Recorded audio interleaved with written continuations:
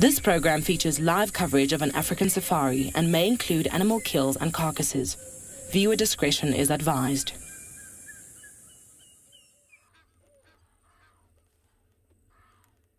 Jumbo, and hello everybody. A very warm welcome to our afternoon drive. We are coming to you from the Masai Mara of Kenya, and you got so many bird species here. My name is David. Welcome aboard to your very own safari, live from the African bush.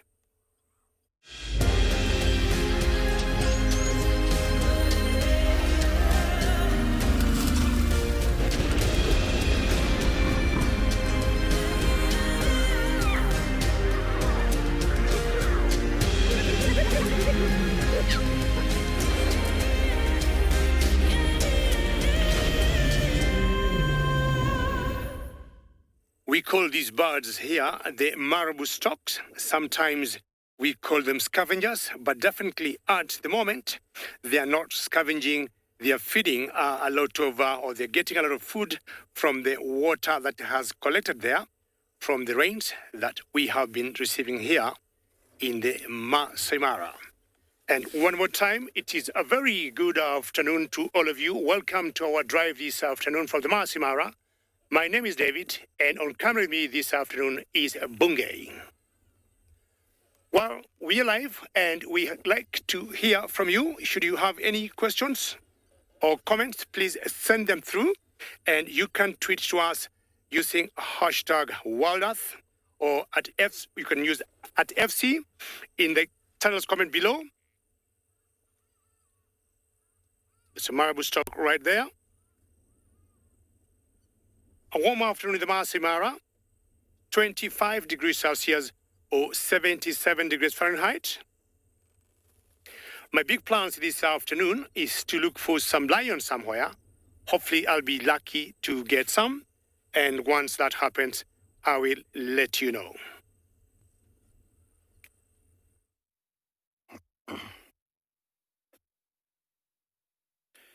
Good afternoon, everybody, and welcome to a baking hot Tswalu Kalahari. My name is Moritz, and behind the camera we've got David. And today we are actually going to go and look for those cheetah, that female cheetah with the little cubs, to see how she's doing. And so with that being the case, we were heading that way and have a look at what we found. You know, this guy is as hot as we are at the moment. He's just got the luxury of a little bit of shade. So there's a black-backed jackal that we're looking at the moment. And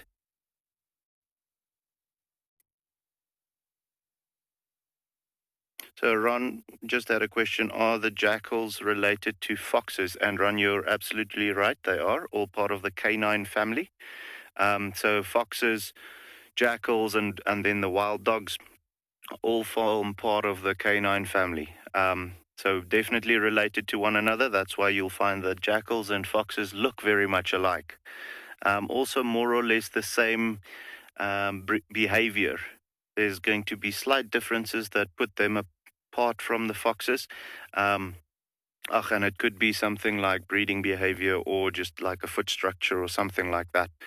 But yeah, guys, beautiful little black-backed jackal. That is the only jackal that we find around here. We've got two different foxes in Tswalu, called the bat-eared fox and then the Cape fox. So it would be really exciting to see both of those two. But what a great start to the afternoon to find this little guy resting in the shade.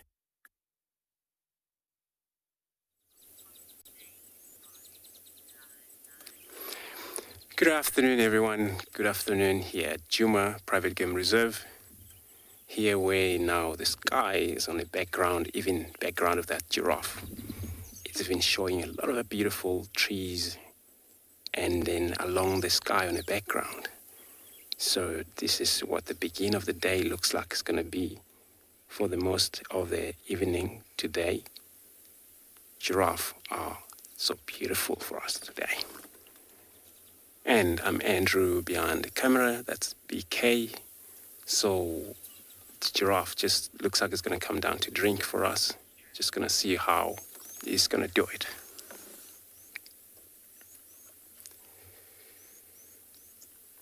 looks like staring at the position of the water. This giraffe, it's probably because of maybe, they're one of the animals they have to make sure. For safety, the point of view, it's so important for this animal. They don't arrive in a water hole and then drink immediately, even though they're thirsty. They gotta make sure it's safe, because the minute they go down, then a lot vulnerable to most predators as lions. Mainly lions would take such a bull giraffe like that. You can see this thicker horn he's got, usually bolt on top of the horn, and he's busy chewing its cud. We're just gonna wait a little while here, see if he's gonna arrive in that water.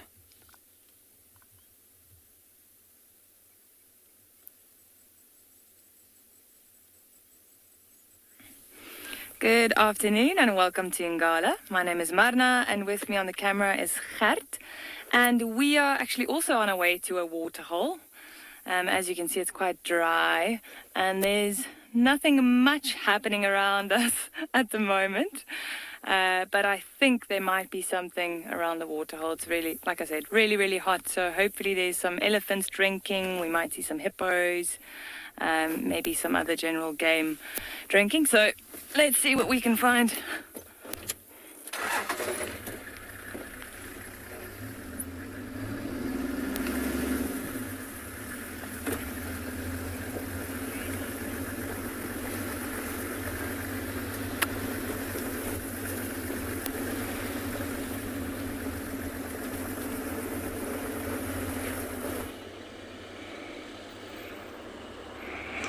A very good afternoon, everyone, and welcome to Masai Mara here in the Mara Triangle. My name is Isaac, and on camera I have Big James. We are here at the river to bring you what is happening. Remember to talk to me on #WildEarth. Questions and comments are very, very welcome. First and foremost, we are already set out here, and we've come across this huge herd of wildebeest that has congregated here, but looks like most of them are sitting down, so it means they might have wanted to cross and then it didn't happen. Usually it's what they do, they stop, congregate, it's like they're having a meeting, then decide. Sometimes they wake up and just cross, and sometimes they do what they're doing right now. Remember, this is the annual wildebeest migration that happens once a year, and it lasts about 3 months while in Kenya. And during this time, we have almost 3 million animals migrating from one place to the other. That is the Serengeti to the Mara. We have about 1.5 million wildebeest.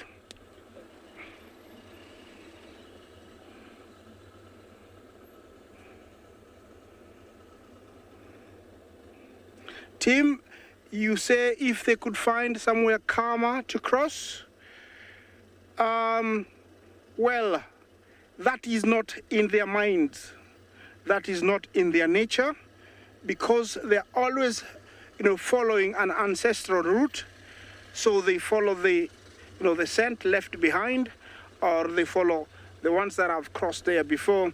So there's never, they never changes. I wish they could think that way. They're always coming to the same crossings, but I wish they would think that way. Yeah, the behavior of wildebeest at a crossing is still to be written, like I've been saying, because it's very unusual behavior. They might come and go immediately. They might come, stay at the bank for quite a long time. You never know what's going on in their mind, and then all of a sudden, they can cross, and sometimes they can decide to go away. What I'm hoping is the heavens don't open, because the current trend is that if it rains, they all leave the river. They don't like crossing while it's raining. So I'm hoping the rain can stop a little bit so that we can see a crossing. Well, don't you worry until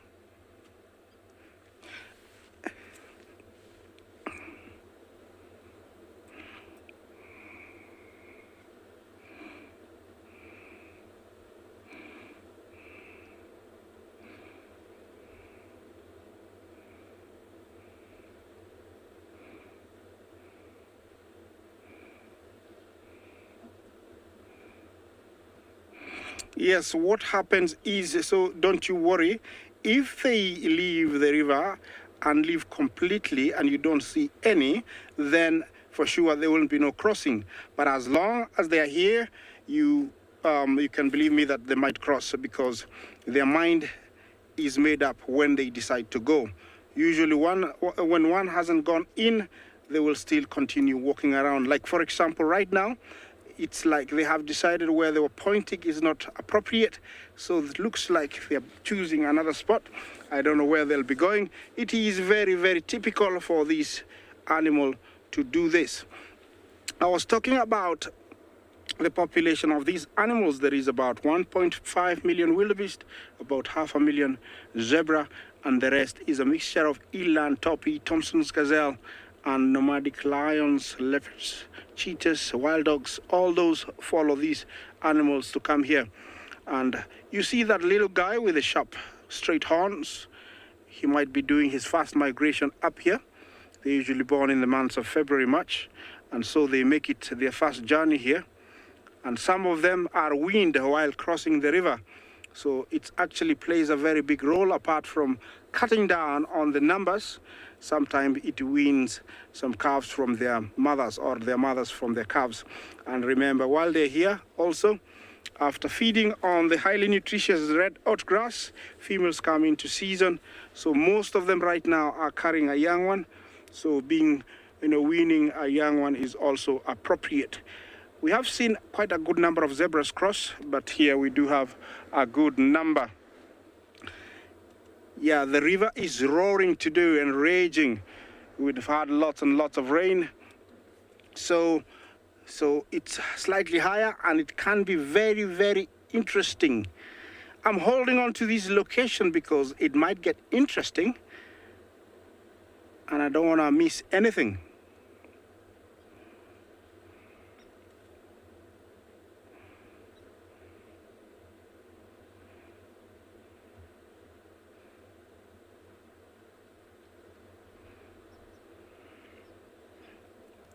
Well, looks like there's something happening here. Not everybody is leaving. Some of them are arriving at that spot there and stopping.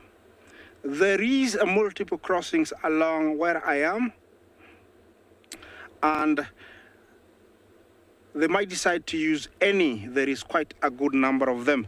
I have seen them cross in a very awkward spot along here where it's very rocky, and there's nothing I can do. All I want is to see a crossing. I'm hoping it happens. Looks like there's a small mini migration, but don't you worry. They might turn around.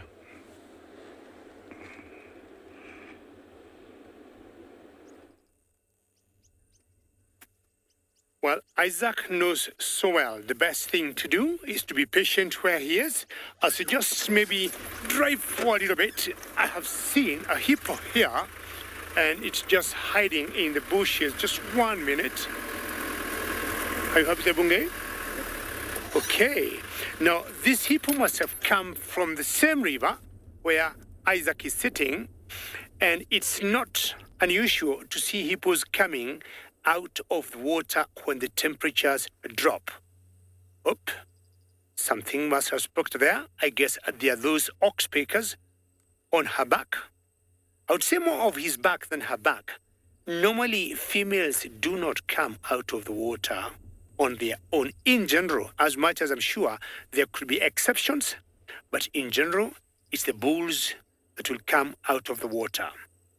Now, we've got two ox pickers enjoying the ride on his back, and hippos being grazers, it's going to get some grass.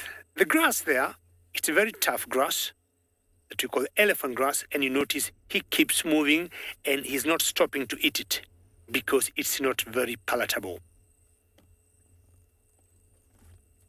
Now, normally what happens, when I turn around over my head, because Bungay is telling me forget about the hippo, let's look at some other antelopes, also associated with water.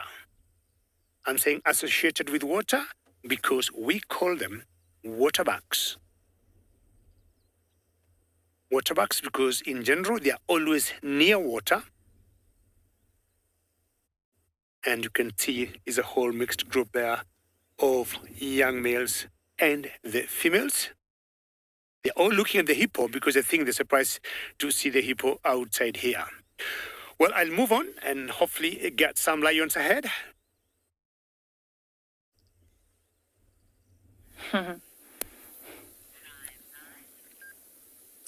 So we've come across a small herd of elephants. So far we can see at least 5 of them. And the largest female, which is probably the matriarch, is standing right in front of us here. The one you can see in the middle of the screen there.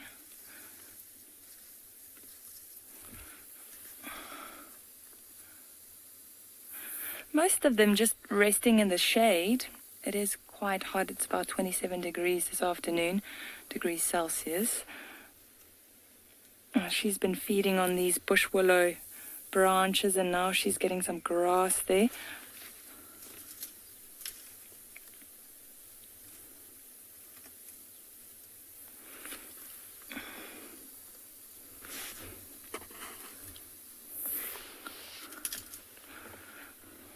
It always amazes me how, how they get any nutrition out of this dry vegetation, and that's why they do have to eat so much of it to sustain those big bodies.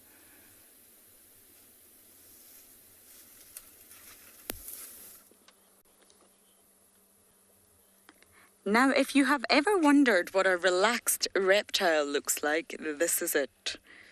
Look at this monitor lizard. Looks like he's just been at the spa and he is having the best day.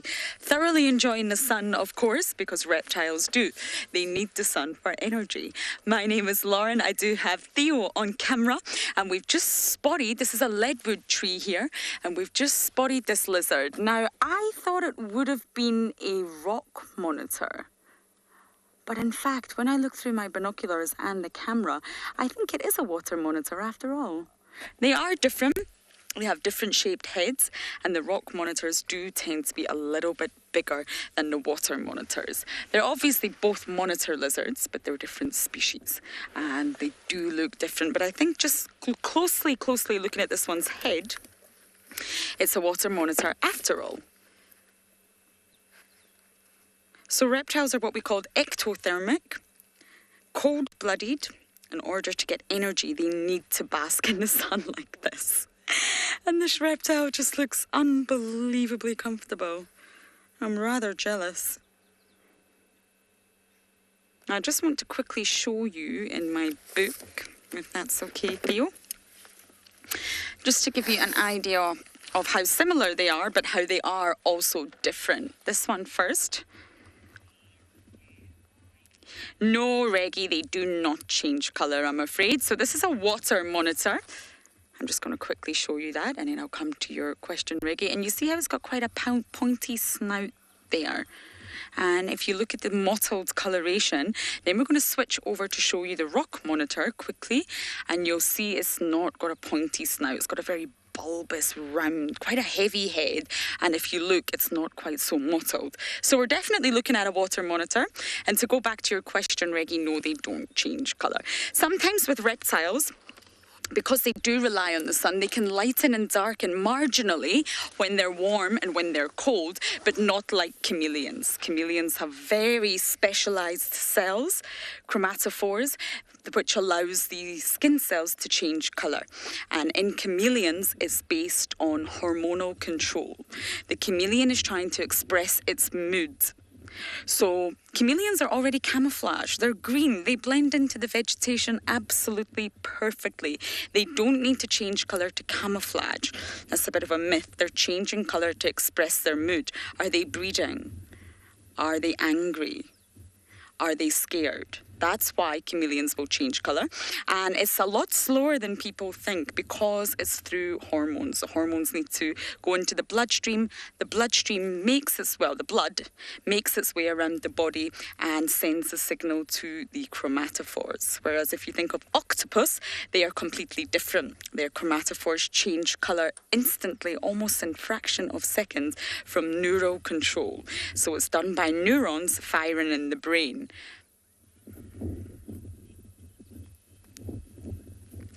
Rosalind, the rock monitors get a lot bigger than the water monitors. Now, I once read that you can find rock monitors at 2.5 meters long, but I've never seen one that long. Now, if you're going from the sort of snout to the body, I would say maximum 1.5 meters, which would be around almost 5 foot. But again, this is from the very, very sort of start of their snout to the tip of their tail. They do get large, but I've really never seen one at 2.5 meters. And again, the rock monitors are bigger and they are longer. But in general, monitor lizards are the largest lizards in Africa. And you only find the water. Look at its claws. Someone is so relaxed. You only find the water monitor and the rock monitor in South Africa, in the low veld, sorry. Here in the low veld, you don't get any other species, only these two. And we're not too far away from twin dams here. So this water monitor is really not too far away from water. And I imagine once he gets too hot up there, he probably will climb into the shade, or he may even jump into the water to cool down. Reptiles have to constantly manage their body temperature. They get too hot, although they need the heat, they must seek shade. They're too cold, they must seek warmth. It's nothing like mammals where our internal body temperature is continuously maintained. We don't really have to ever worry about that. Reptiles are completely different. And if they don't receive warmth from the sun, they do become very inactive. So therefore, they're not able to hunt, they're not able to feed. They normally just stay pretty still and stationary until that sun pops out.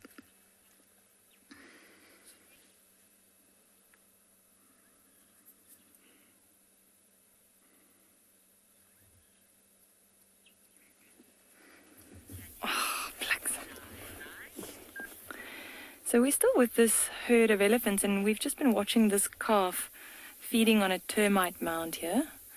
And it looks like it wants to cross the road in front of us. Now notice, if you have a look at its face, you'll see that there are little bumps where the tusks are supposed to be. So how you can age a calf, and this is just like general rule of thumb, once those tusks just start showing, then they're around 3 years old. So I'd say he's just less than 3 years old. They're just about to come out.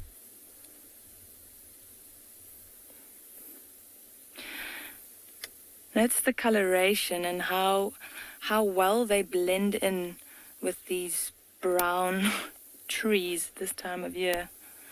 There are a few more starting to get up on our left here. Let's see if they also start feeding in this direction.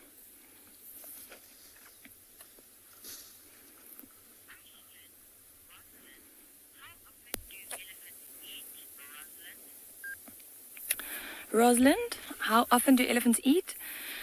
They eat a lot. So usually they'll feed for around 18 to 20 hours of the day. You can imagine for them to be able to sustain those big bodies, they have to eat a lot. And they have very poor digestive systems. So about 60% of what they eat will actually just go straight through. So they spend a lot of time feeding. I'm just going to move back a little so we can get a better view of them. She is... There we go. Let's see. All right, that might be a little bit better. Let's see. It seems like there's another female in the background, and there's also a calf next to her. And that calf was actually lying down when we passed them just now.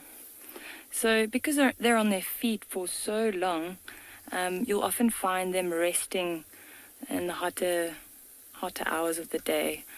So then you'll just see them either standing against a tree or lying against a termite mound. But it looks like they're getting active again, and they might head to some water now.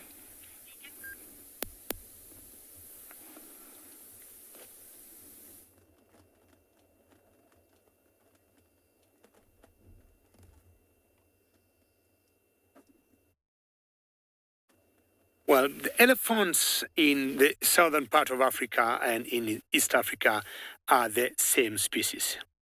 But the times when you look at both elephants there and here, and personally, I think the elephants here in East Africa are more rounded in shape than the ones in South Africa. Maybe that's how I usually look at them. With the cool temperatures, everybody happens to be busy. I'm talking of all the animals. We saw the hippo way out of the water feeding and the water bucks earlier, and it's not any different with these elephants that you're seeing here. The white birds you see there know just too well that with these big mammals moving in the grass, they'll have a lot to feed. With that youngster calf in between them, not sure she's doing any service to those egrets.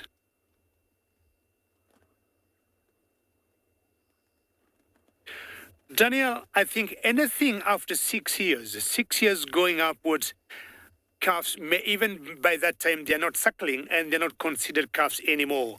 And at 8, 9, sometimes you've seen at 10, the young boys or males will be out of the herd. And you see them forming small little groups on themselves. And as they get older, by 12 latest, they are shown the door by the females. And in every herd of elephants, Daniel, I'm sure you know, there'll always be the matriarch. And the matriarch insists that, the young boys must move to avoid any inbreeding in the herd. Cool to see my favorite animals, elephants, and I will be moving on to look for some more animals.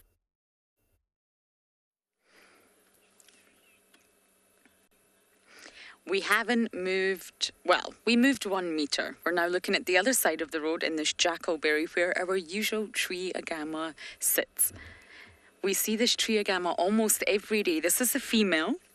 You can see she's only just lightly blue on the head. She's not that bright turquoise blue that engulfs her entire head and goes down her back. She's only sort of got a little streak of almost greeny blue, and that's how we know it is the female. But the two of them are normally found on this tree, and I can't see the male today, which is rather unfortunate because he's so magnificent. But there she sits, and she's also basking. She's also relying on the sun. Oh, I think she had just had a snack, probably in the form of ant. And reptiles in general have a very interesting complex on the top of their head called the pineal complex, and it is quite complicated. But basically, there's an organ on the top of this tree agama's head, and basically it's photosensitive. So it reacts to changes in light, which directly relates to changes in day length. So they're able to sort of move their habitats and behaviors according to day length, which directly relates to seasonal changes, which is absolutely fascinating. It's a very unique organ, and it is called the pineal organ. Most reptiles do have a pineal complex, and it's said to be related to the third eye from the ancestors of reptiles. But it means it can sense changes in light, changes in day length, and change its movements with the seasons. Reptiles do not thrive in winter, but spring is really here now. I'm starting to see butterflies emerge. There's quite a few dragonflies around. Flowers are blooming. It's a very exciting time to be here in Djuma.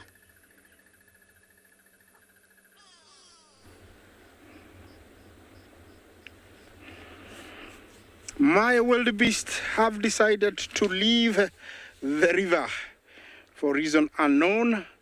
There is nothing stopping them, but it's like not today.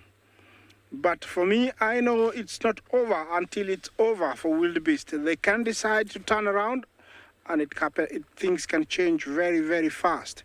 So I'm still sticking here, and I'm enjoying seeing them doing their own behavior.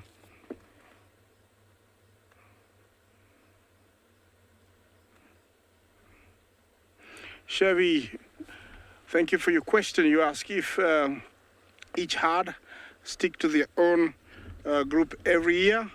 That's no. I don't know each individual, I won't lie to you, but I can see the confusion that is always around when they're moving. I have seen them in southern Serengeti, towards Olduvai Gorge, towards Ngorongoro. I've seen them in Lake Ndutu, that is Tanzania, where they give birth. I've seen them here, and I'm sure and I'm guaranteed that they do lose each other. So they are never in the same herd for very long. They're mixing and matching. Looks like everything is happening very fast and everybody is leaving, but I want to lock onto this area and see what's happening.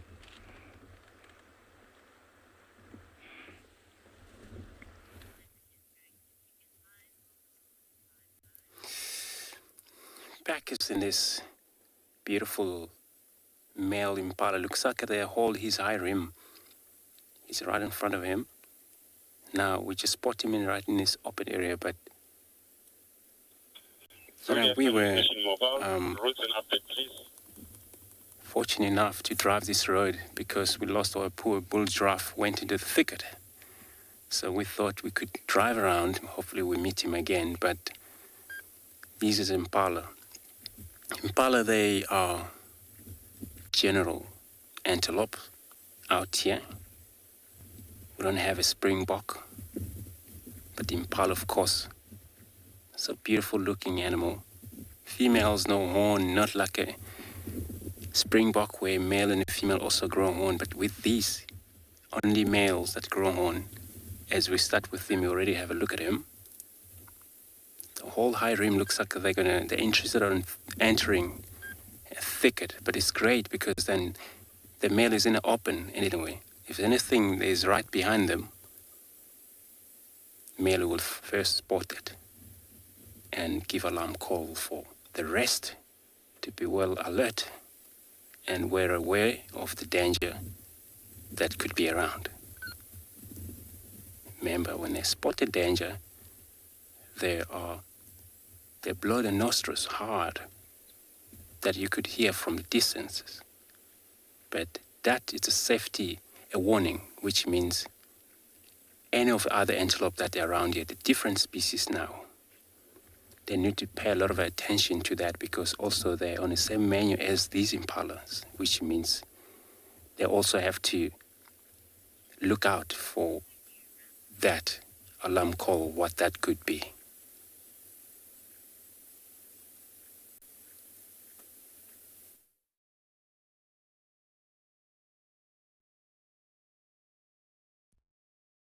And dragonflies. I am ecstatic that the dragonflies are back out, but it's just disappeared. Give me a moment to try and find one for you. Dragonflies and damselflies belong to Odonata, the group, the family name, which means serrated teeth. They've got very sharp teeth, and they are incredible creatures. Can you see where it disappeared, Theo?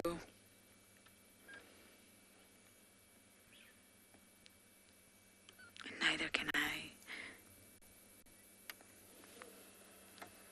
This pan is drying up very, very fast, but I imagine with the summer rains, it's going to be full once again very, very soon.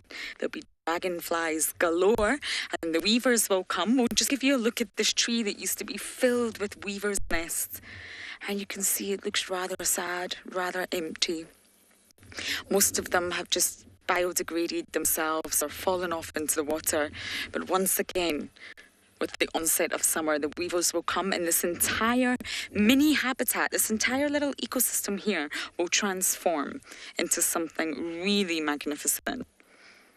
But unfortunately, our dragonflies are not playing ball. But this is the perfect place to find them. They have the most unique biology, dragonflies. I can talk about them for hours, but sadly we can't see them.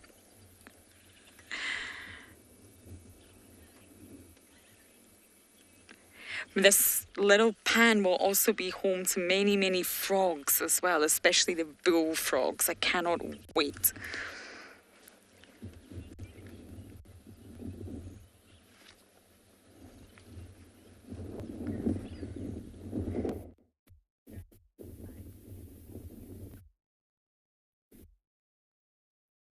So guys, just have a look at how huge those ears are.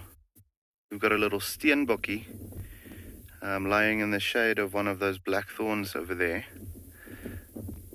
But I mean, if you look at one of those ears, they're probably the same size as their head. And just the main reason for that, I mean, the steenbok is the smallest species of antelope that we have here in Tswalu. And with that being the case, if you had to imagine how big they are, their head will probably be at around knee height. So with that, even though they've got very good vision, I mean, their sense of sight is really good. Quite often when they are moving around in the thickets and so on, they can't see where they're going, or they can't see danger coming. So they've got those huge ears to help them to hear whatever is around. They say relative to their body size, if they were the size of a kudu, their ears would have been larger than that of a kudu. So relative to their body size, the largest ears out of all antelope that we have in southern Africa. But not only that, guys, with the steenbok, and then we have the springbok also here in the Kalahari. Those two smaller types of antelope are probably the best adapted to different heat. So with that being the case, they are probably the best, adapted for the heat around here.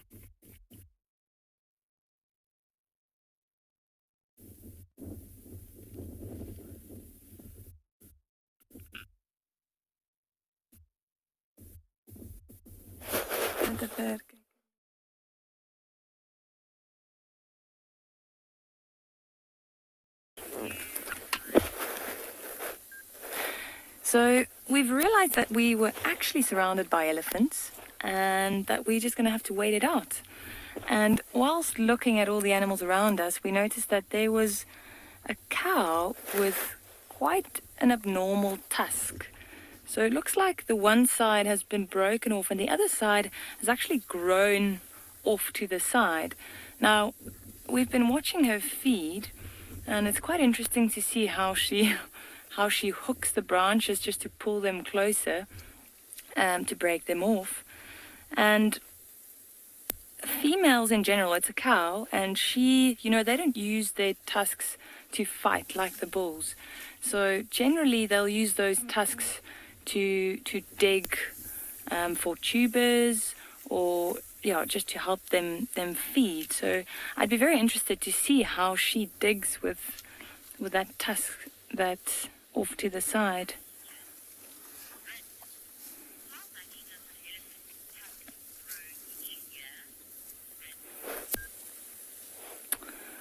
Rin, unfortunately, I do not know the answer to that question. I will, however, go look it up, and I will get back to you.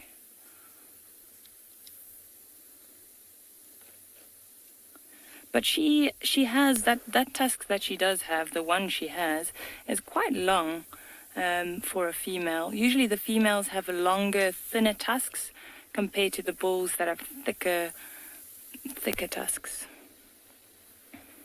She's also got a small calf next to her.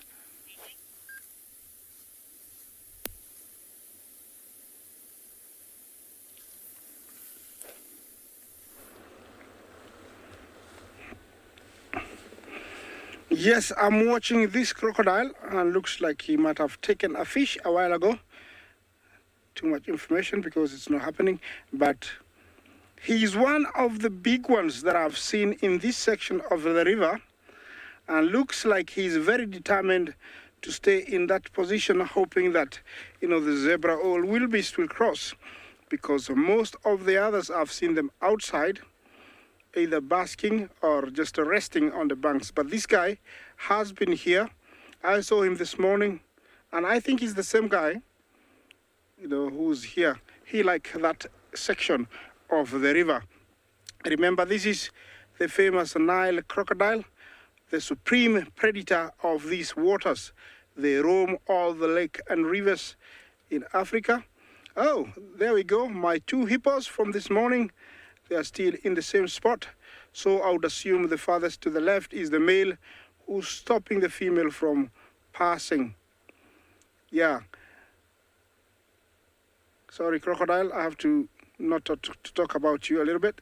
Yeah, I don't know if the female hippo is looking at the crocodile or she's listening to me. Oh, the crocodile has decided that she wants to move on.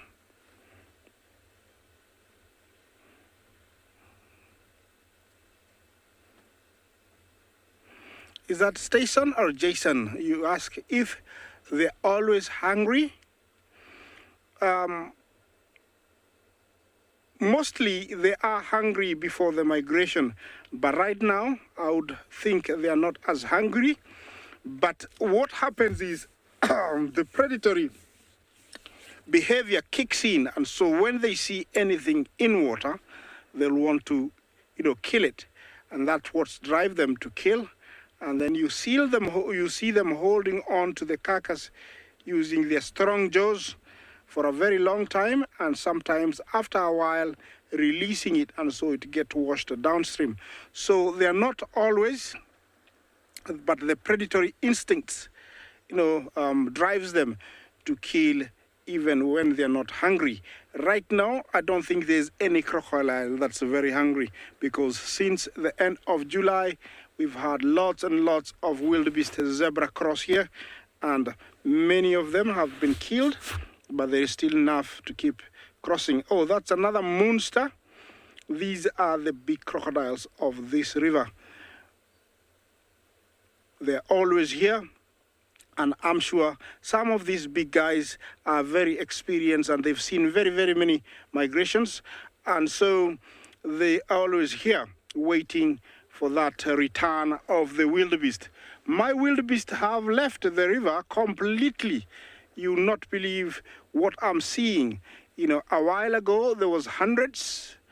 Look at that. There was hundreds, and only now I have a handful of zebras. I'm gonna wait here, and hopefully they will turn back towards the river.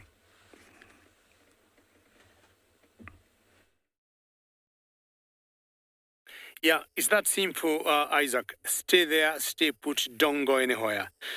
Now, maybe one of the zebras that you're seeing on the screen here might swing by there and cross and give you some joy to see it crossing the Mara River.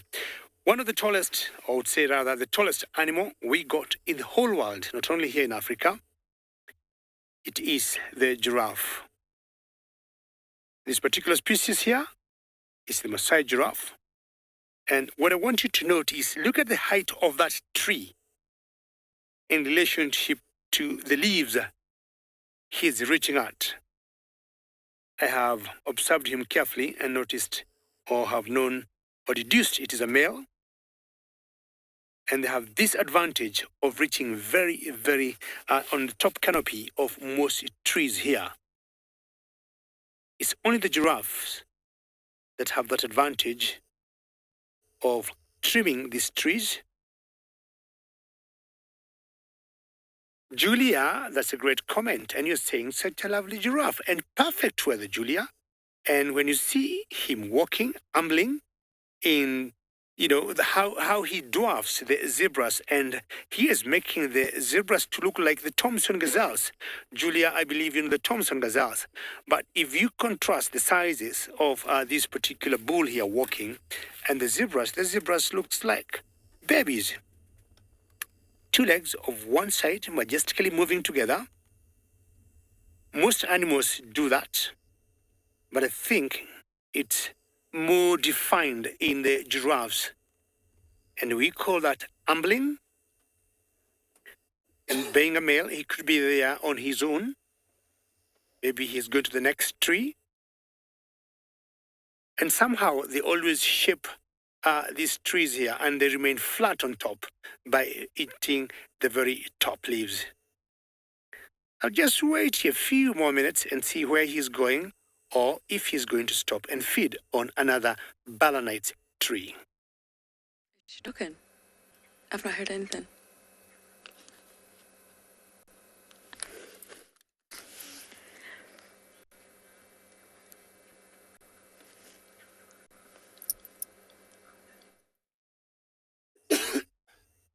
Well, so sorry, ladies and gentlemen. Sometimes you get these technical issues here and there, but the tech team will always fix them very quickly.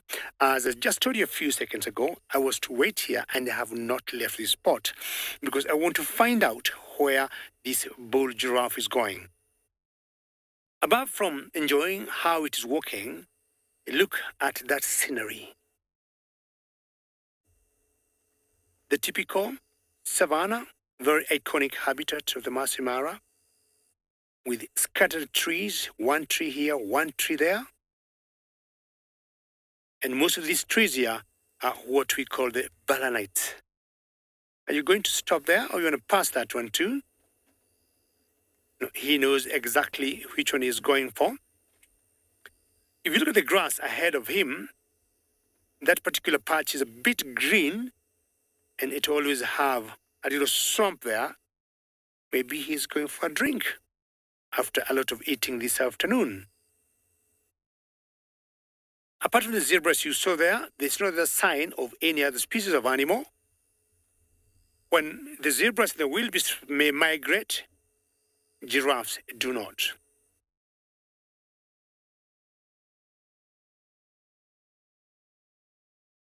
Neil, I agree with you. Look at that walk. I'm not sure he's looking at that zebra there, male, that is just rolling itself on the ground, trying to reduce or suffocate any parasites she may have on the body. And remember, we are coming to you live from different locations of Africa. We are in the Masai Mara of Kenya.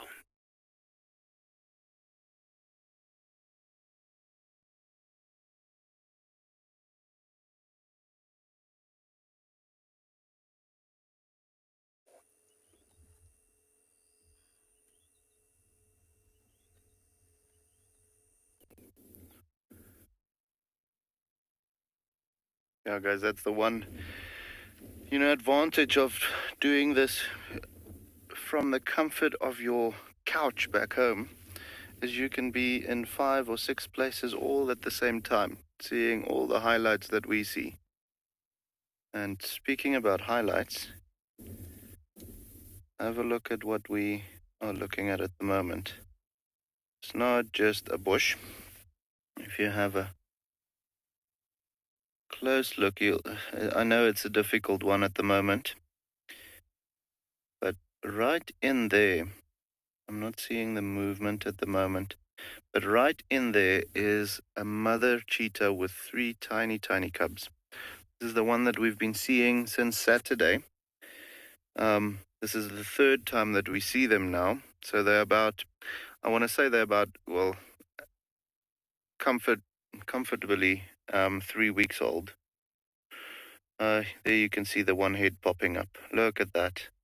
Baby. And so the mom has only moved from when we found them, only moved her den site once. They'll do that 3 or 4 times within the first month of the baby cheetahs being born, just because they don't want the smell to get too strong in a certain area and like a brown hyena finding them, or just keeping them safe in general, keeping the parasite load a little lower, all of those types of things. With cheetahs, as I've mentioned in previous game drives, they don't really den as much as like lions or leopards. So they do den these initial stages, first, let's say, month of the cubs being alive or being born. But that's just because the little ones are not yet mobile enough to follow mom wherever she goes. As soon as they get to the point where they can walk where she walks, then she's going to keep them with her at all times.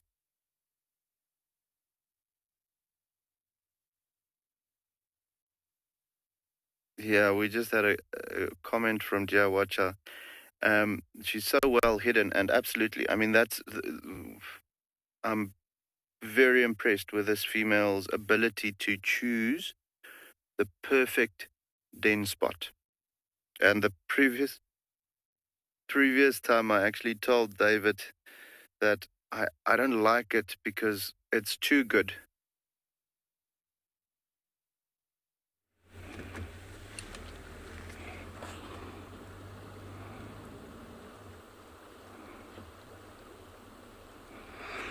Here I am. Out of the blue, they have decided to come in their thousands. And this is a very interesting behavior that I have to say that I've witnessed today. They left and I almost lost hope, but I decided to stay here. Thank you for your courage and being there. And they have come back, and now I don't know if it's now or never. I don't know if they're going to cross, but there is a lot of confusion there. There is a lot of going around. You can see those three heading out, those three zebra heading out into the rocks. They will be coming down towards the river, and this is the norm here. It is a behavior that I've seen before, and I can never get tired of looking at these guys, because you never know what is their mind and what's going to happen next. Remember to talk to us on hashtag WildEarth. Question and comments, very welcome. Tell me if you're enjoying yourself. Yes, and I'm going to be, watching them to see what is happening next.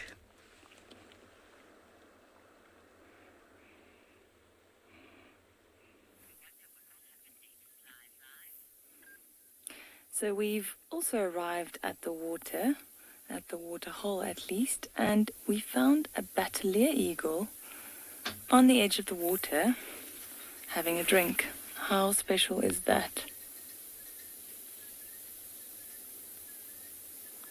Just have a look at those beautiful colors on the face when it turns again. You see it's got red and yellow, some black in there as well. Really is a spectacular bird.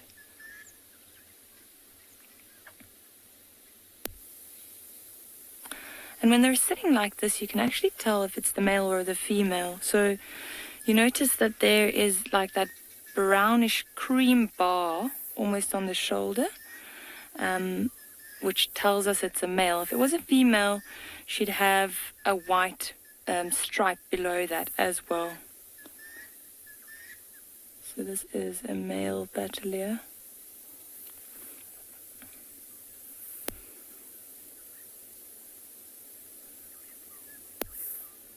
Always a nice one to find. This is also our company logo.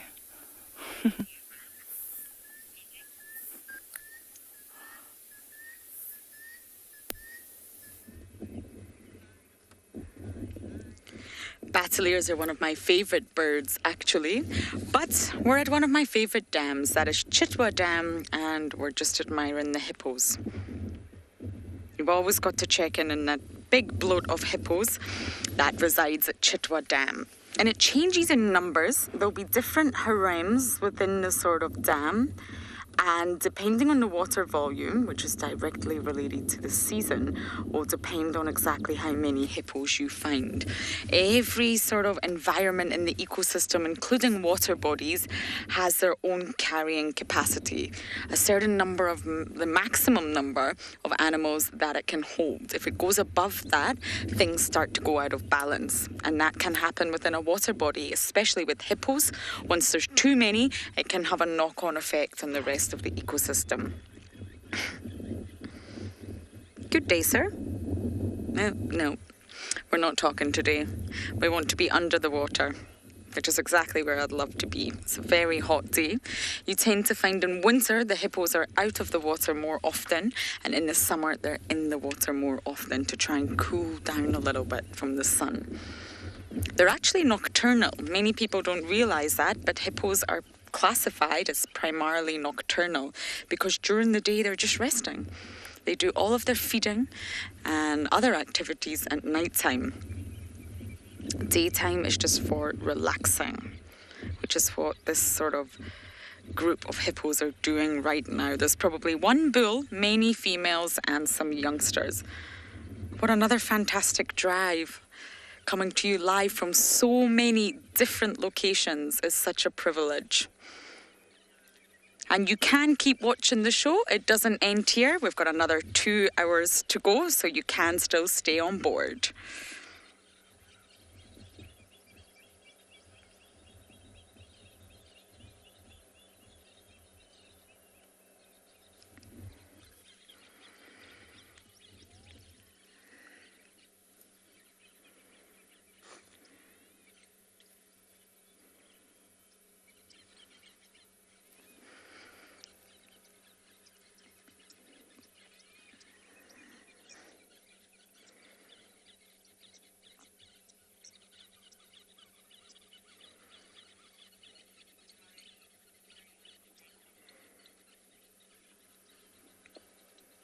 So I don't think we're going to get any better view of our hippos here. I think they're going to stay firmly put under the surface. I'm just looking through my binoculars to see if I can see anything else lurking around the dam. We would normally see a lot more predators at Chitwa Dam in winter, but sadly there's just so much water everywhere else that we're just not seeing that number of predators around the dam anymore. They don't need to come here. They don't need to come to such an open, exposed area like Chitwa Dam when they've got all these other water points and all these other little pans to go to. So there's lots of other places they can drink. They don't need to come here to this very dam and leave themselves vulnerable.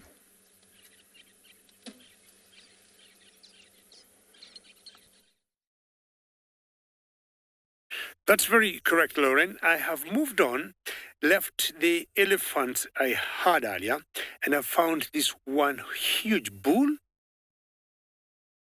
by himself. After having left the giraffe, rather, that I saw walking, which was a male, and I got another male elephant, a male elephant here, another male species after the giraffe. And very majestic. And again, just like the giraffe that we saw alone, once in a while you'll see these bulls on their own for so many days. If he's still prime in terms of mating and comes to breeding with the females, we'll see him also wander off, and he'll go and join the females that will be in estrus, and he'll be mating. It gives them a lot of space to be on their own. And if you look carefully, the grass where we are, it's quite lush. And more often than not, we have seen males just moving on their own and taking spaces like this. And if there are other bulls in different herds, they may come, and they're always accommodating to invite them. What happens is we don't see females merging in different families, but bulls will always join together. He must be feeding earlier in the forest that you see there. But what I also want to show you is one of the largest trees that we got in East Africa. We have other bigger ones, but this is called a fig tree. It's one of the largest trees that I personally like seeing from a distance. Fig trees, and when they are fruiting, you'll always see baboons or certain monkeys or different monkeys on top trying to feed on the fig fruits.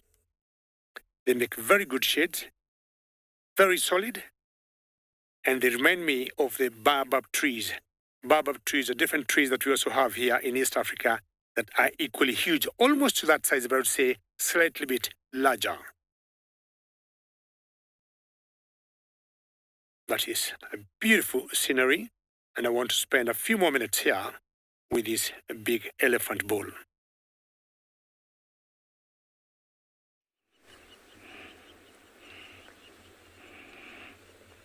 Yes, my wildebeest are still milling around in circles. They went really fast towards that middle crossing, and then all of a sudden it was like, oh, let's wait a little bit longer. It's not now. It's not time. And I don't know what's going on in their mind, but it looks like there is a crossing brewing. When I cannot tell you. These looks like a lot of females and the young ones, the yearlings. Most of them are about 6-7 months. They're making their first journey up here and looks like the urge to cross is what has brought them here, because there is plenty of water out there. So definitely is all about crossing. The reason they are not going now, I don't know. Maybe it's the sound of the rapids. Well, I think that could be one thing that can make them not go across. And secondly, is they are not ready. Those three in front are very young. The one to the right looks like he was born, last year, and the two maybe early this year. Yeah, looks like they are leaving, but it doesn't mean that it's the end, and that's why I want to be at this spot as much as possible. Hopefully something will happen soon.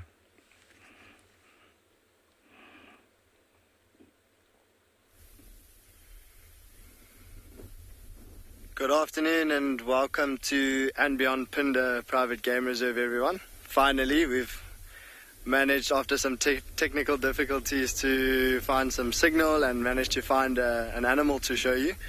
And we've come out to the beautiful open clearings, the open grassy areas that you by now are quite familiar with on Phinda. And we've managed to find a big kudu bull, and he's actually standing amongst some pretty dead and distasteful looking leaves, but he is in some shade there and he hasn't moved for the last 10 minutes, I'd say, and so he's probably just resting there for the day. It has been quite hot and very windy today, so he's just trying to get out of the wind a little bit and also found some shade to rest. Now you might wonder why he's standing in amongst all this burnt and dry leaves, and it's because there was recently a fire in this area. And what happens with fire is a lot of the shrubs, the sugars in their branches all caramelize and go right to the end of the branches, and kudus are browsers feeding on leaves and twigs and new growth, and so what he will be doing in this area is feeding on the ends of some of these very dead looking shrubs, getting the last bit of nutrients out of the trees. But for now he's just resting. And we did notice on his shoulder, just where his neck meets his shoulder, he's got quite a nasty looking bump there, like a lump. And we haven't really had too good of a look at it, but it is something that we see every now and then. So Chris was asking about that lump, and we can only imagine or assume what might have happened, but out here in the bush there's lots of things that could happen that we don't see. And so what perhaps might have happened is this kudu may have been chased by something or gotten a fright and tried to run away, and maybe a little branch went into his neck and it might have snapped off in there underneath the skin, and then the skin would have closed and healed on top of it. And that might be how something like an abscess could have formed there. I don't think it's anything like a tumor or something that is like really life-threatening like that. It is something that we would keep an eye on. So if we saw this kudu again and it was much, much bigger, then it would be something that we would get our team to look at and investigate to see whether it is dangerous or not. So we are going to continue on our journey this afternoon. We are looking for some elephants. There were some elephant bulls in this area, and we're thinking that perhaps they have moved down to some water. So we're going to go check some water holes in this area.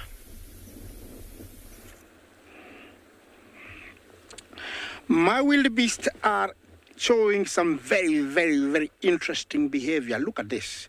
You know, like 2 minutes ago, I was like, maybe they have decided to leave the bank once again. But all of a sudden, the last ones decided they wanted to have a look at that edge of that old crossing. And it looks like, you know, they're measuring, they're smelling, they're looking. I don't know what interests them there, but it's a very, very interesting look. You know, some of them are like, can we jump here? Do we go here? Is it appropriate for everybody? Well, and somebody says, okay, maybe I can eat a little bit of grass here while you guys decide if we're going or not. But all these are behaviors that I see here in the crossing. I tell you, if you have no patience in a place like this, you can get really, really frustrated. So hold on there. You know, we have to be patient here because it is an animal that nobody has really defined its behavior here at the crossing. You can never tell what a wildebeest is thinking. You know, 1 minute it's doing this, the other minute it's doing this. Look at those ones up there. It's like they're not together, they are leaving. It's like, you know, I'm not doing this. And, you know, next minute they might stop and come down. Sometimes I feel sorry for the zebra because they look at the, you know, they look confused. They don't know what to do. You know, to look at those one in the middle there, they look very bored. It's like, you know, what are we doing here? Look at those ones standing in the middle there. You know, they have so much energy, the wildebeest. A lot of it goes to waste because, you know, for the last more than 1 hour since I arrived here, they've just been doing the same. But this is all about the wildebeest. This is what they do. And, you know, we might want them to go, but I find it sometimes, you know, amusing, entertaining. At the same time, you know,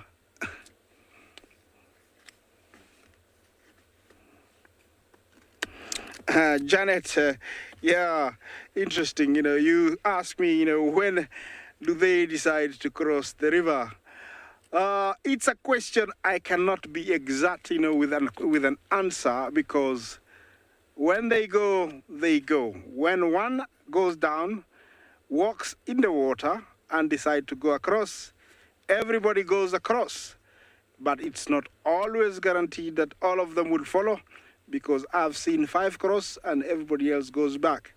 So it is a rather tricky question to be precise and give you an answer. So until they decide to cross is when they decide to cross. Yes, very interesting. I'm loving this. At the same time, I'm getting tired a little bit, but there's nothing I can do. I just have to be happy that they are there and I can talk about them. And you know, we are learning, you know, from this behavior. Next year, we'll just be more than be patient. You know, look at these 3 here walking. It's a good area where they're headed. There is a nice walk down or a descent where they could walk down and touch the water, then jump in. But still, it is not guaranteed. Time is running out, so you wildebeest better gather up and come across to my side. Remember, this is live. It's coming from the Mara Triangle in East Africa, in Kenya. And this is the annual migration of wildebeest. And that's why it is very exciting to have them here, because once they go in the next few months, I won't be able to talk about them. I won't be able to be at this spot for like an hour because there won't be much to share apart from the river, the crocodiles, and the hippos. So it's rather, you know, nice to have them here doing their own thing. Yeah, what are the zebra deciding? There's one really shaking his head, coming down as the wildebeest leave. There is that one coming. Uh-oh, he's decided to stop. There's another one ahead.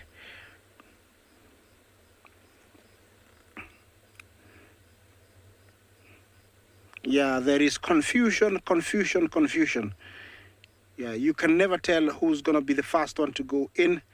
They are right at the edge. There's nothing stopping them from going.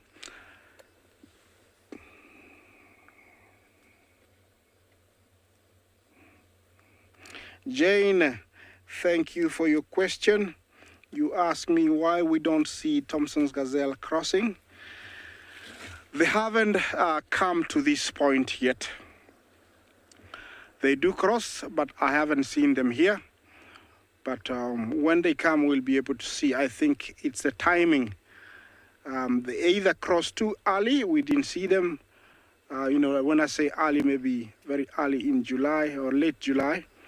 and we might see them towards the end of this month maybe, or in between. I can never tell exactly where they are, but at the moment actually we haven't seen any.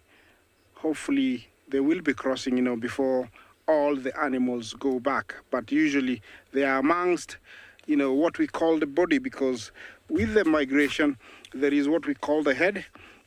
Those are the first few that arrived, and then we have the body, which is the hundreds and hundreds of thousands. Then we have the tail. So I would say maybe they are still amongst these guys, and we might be able to see them in the next coming days. I can never predict. I'm staying here to watch these guys and their interesting behavior.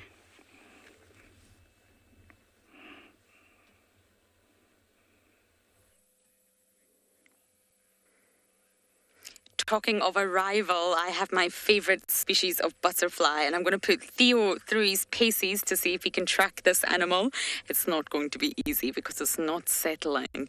We've been waiting here a few minutes to try and get it to settle, but citrus swallowtails are not are notorious for not settling. It's a very, very busy butterfly. Go, Theo, go, go, go. But I really wanted to show it to you. It's a huge butterfly and it's one of my favorites. Now, talking of arrival, like they're discussing about the wildebeest and the MARNA, this butterfly could be an early, sort of a newly emerged butterfly, maybe the first of the season. Because butterflies have very, very short lifespans, and therefore normally most of them die by the time winter arrives. So we have had some rain, and when you sort of emerge from your chrysalis, directly relates to when your mother laid her eggs. So if the mother butterfly laid her eggs at the very, very last minute of summer, then you may be sort of the last ones to hatch again the following year. Oh, there we go. Hello, beautiful. Ah, my first butterfly of the season. So I hope you can all join me this year. I know some of you did last year in creating a butterfly list for the year. We make a list of every single species that we see. And here is number 1, citrus swallowtail. Are you glad it's settled, Theo? Butterflies are one of my favorite insects. And I never thought I would ever say this, but they have incredible biology, incredible survival techniques. And yes, most people know that a butterfly comes from a caterpillar, but that transformation is something so unique in the animal kingdom, completely sort of liquefying yourself into special discs, into special cells that are able to retain that information and build you back up again into a butterfly, which almost seems alien-like, really, but it's not. Ah, my day is made. My first butterfly of the year.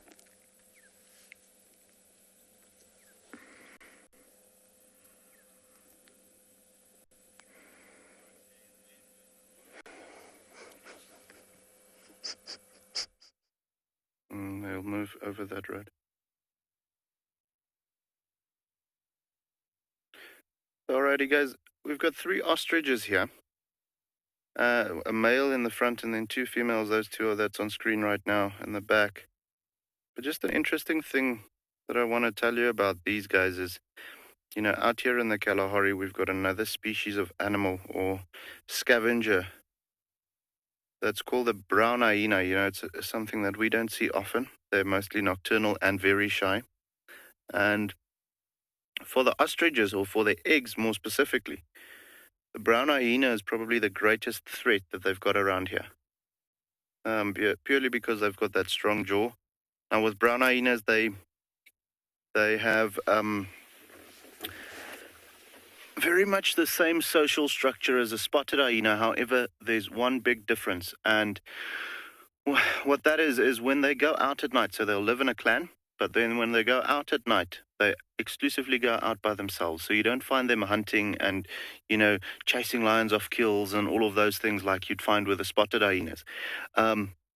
So with that being the case, they almost exclusively scavenge. You will find them maybe catching a little rodent, or if they can,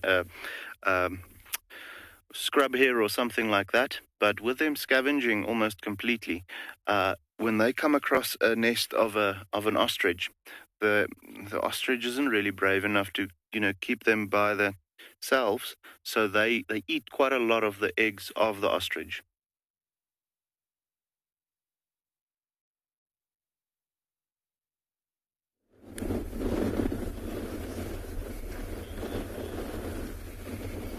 Welcome back to andBeyond Phinda, everyone. And we've managed to find these 2 white rhino bulls at one of the remaining watering holes that we have left in this area. And they've just arrived to drink. Look at that water dripping from their mouths. You might be able to tell from that water running down how windy it is.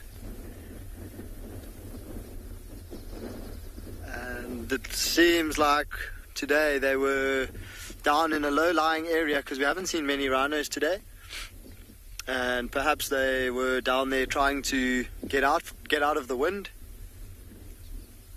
and been feeding, and now they've come out to drink.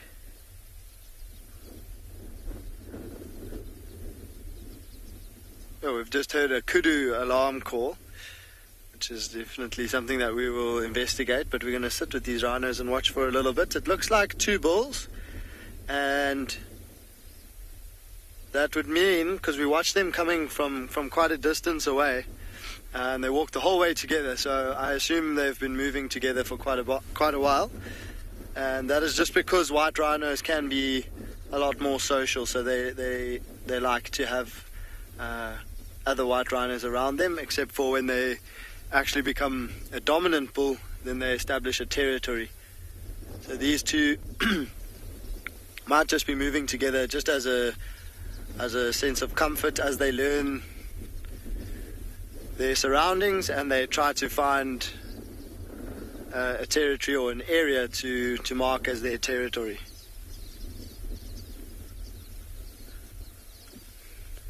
See the ears also coming up every now and then, but get tucked back when the wind picks up.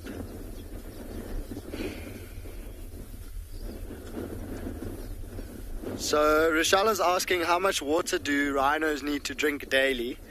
That's a good question. So most of the time rhinos do drink just about every day, and sometimes twice a day, especially now in winter when it's quite dry.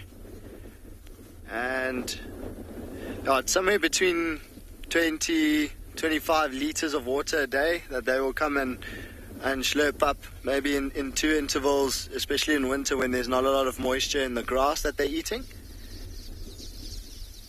Oh, you might hear those common waxbills that just flew over us. There was a huge flock that was drinking and they just flew over us. So yeah, it will be more now in winter when there's less moisture in the grass that they're feeding on. In summer, especially in Phinda, the grass gets really lush and green and full of moisture, so they won't head to water as often, maybe once a day.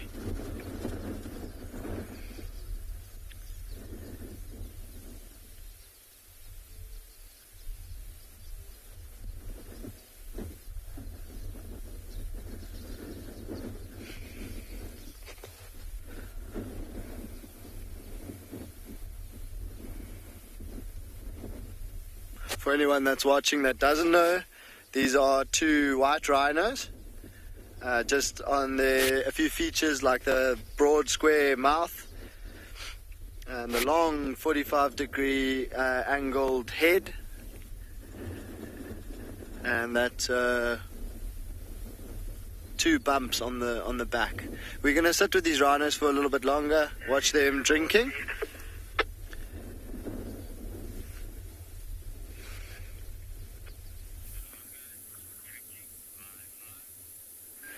Welcome back to Ngala. So we've left the waterhole. We didn't have much luck there, other than that beautiful patch of leer that we saw. And we decided to come back to the riverbed and look what we found. Another herd of elephants.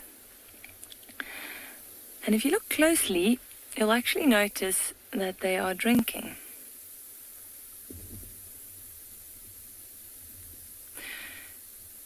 So elephants have a preference for clean water.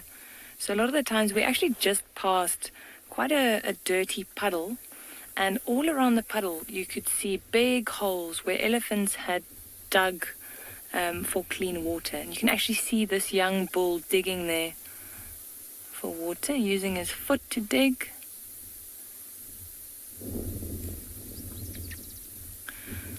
There you go. And then what you'll see is he'll suck the water up with his trunk and then pour it into his mouth. It's quite a hot day, as I've mentioned a few times, so we're actually seeing them splashing water onto themselves as well. There we go, having a little drink. There was a cow with a tiny calf that just came in after the first ones that arrived, and she was shoving this bull around. Every time he found a nice hole where he was drinking, she pushed him off to the side and he would go find or dig a new hole. It was quite funny to watch. But it looks like they're happy with where they're drinking now.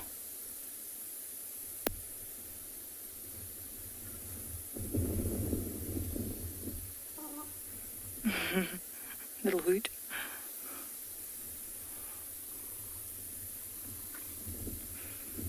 I don't know if you can hear those low rumbles that they're making at the moment.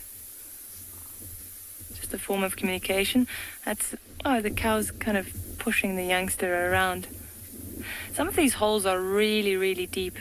And we were actually watching the younger calves almost completely disappear into these holes.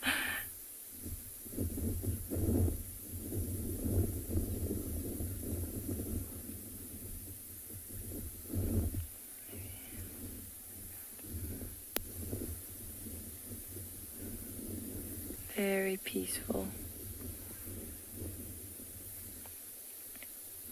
There's another cow drinking with her calf.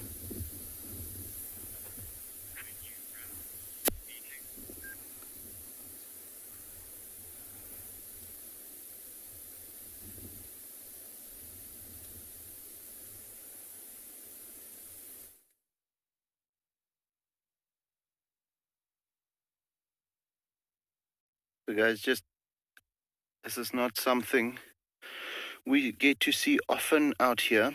They're normally quite widespread. So seeing these vultures here accumulated by the waterhole, actually quite cool. It looks like there's a mixture of, I definitely saw some lappet-faced vultures, there's white-backed vultures, and there might even be some Cape vultures around here as well. We'll go a little closer now. Just don't want to spook them off yet. But normally when we've got an accumulation of vultures around here, at the waterhole or so, it typically means that there was a carcass here in close proximity to this waterhole. Doesn't necessarily mean that there's any of them left or any of the carcass left anymore, with them being over here. They might have come to bathe and to clean themselves after feeding on that carcass. They do seem to be quite clean, so I do think they probably finished the carcass in the morning. But we'll then anyway have a look, and there's a couple of them that has gone up already, just as we arrived at the waterhole. So we'll have a look and see if we can see where they're going. If they do take us to maybe a kill site or just a carcass for that matter, we might be getting lucky with a brown hyena or something like that a little later on. But yeah, just a special treat to get these oaks over here. And bathing for them is quite important. You'd think that a vulture who's a scavenger wouldn't mind being dirty as much, but imagine, guys, they've got those long necks which they use to push their heads into all nooks and crannies, into like rotting carcasses, so blood and everything getting stuck on them, and having that on them constantly, that's also going to start rotting. So very important for them to clean themselves regularly. And that's also the reason why they don't really have pronounced feathers on their neck and head area, just so that it doesn't get full of I almost want to say muck afterwards.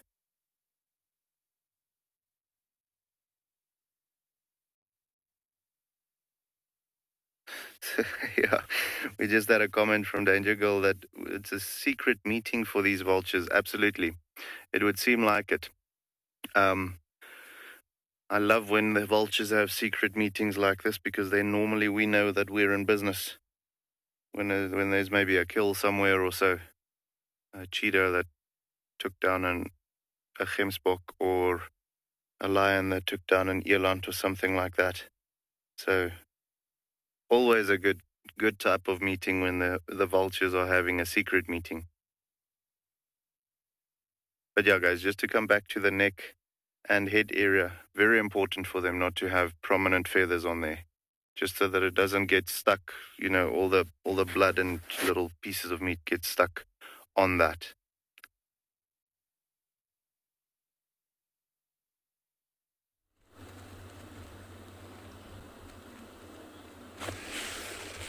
Yes, looks like an interesting decision has been made to walk closer to the water and see what is stopping, them, the wildebeest, from crossing. See how close they are from just wading through, but no decision has been made. There were a few more earlier, and you can tell now they're going back. And this can go on for a little bit longer, but looks like they are much more determined now to come closer to the water. Are the zebra gonna go? Is it now? I don't know.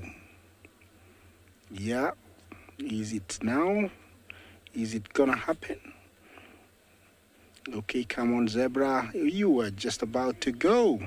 Well, that's how it is. It can make your heart pound, race, when you think, yay, we got it. Then all of a sudden, it's not time. Yeah, that's why I never get very excited, and you can see why. Look at that. Where did he come from? I would say it's a very bad move, because now, if they've noticed him, there won't be a crossing unless it starts now. If more, see him, there won't be a crossing. So I'm hoping the other ones further up will decide to go and wade through, and then we might have one. Look at all of them, very close. You never know what's going on in their mind. I don't know what they're thinking. I'm very much like you. This is, something that I've seen for many years, but I can never tell exactly when they are going to cross. Yeah. Also, it doesn't help. Back there, we'll be showing you, there is that log in the water that's, moving up and down. I think they think it's it's a crocodile. Yeah, look at this. I don't know, what they're thinking. I don't know what's going on in their mind. They really want to go, but nobody has decided to be the leader. And of course, maybe a few have seen that big crocodile, and it's stopping them from going through. Remember, this is live. It's coming from the Mara Triangle in the Masai Mara in Kenya. We are watching the annual wildebeest crossing the Mara River. Of course, they haven't started crossing. I'm hoping it can happen anytime. It's very exciting, even for me. Having seen this for many years, it's still very, very exciting. So what's happening here? Looks like they're moving back. They're all, milling around that elephant grass. Are they gonna come down? Are they gonna go? It's very difficult to tell when they're going to go. Remember, to talk to me on #WildEarth. Questions, comments are very, very welcome. Yes, I'm waiting to see what's going to happen. Hopefully it will happen soon.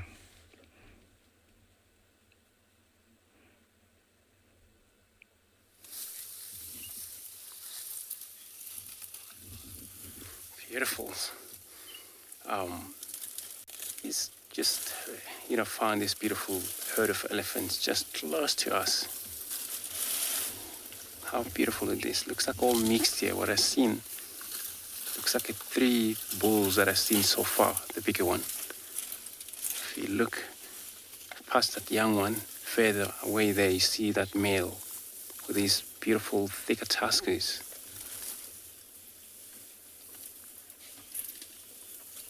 But this is, well, elephants, they're not territorial for sure. And bulls that you do find them in group of 6 or 8, 10 bulls together.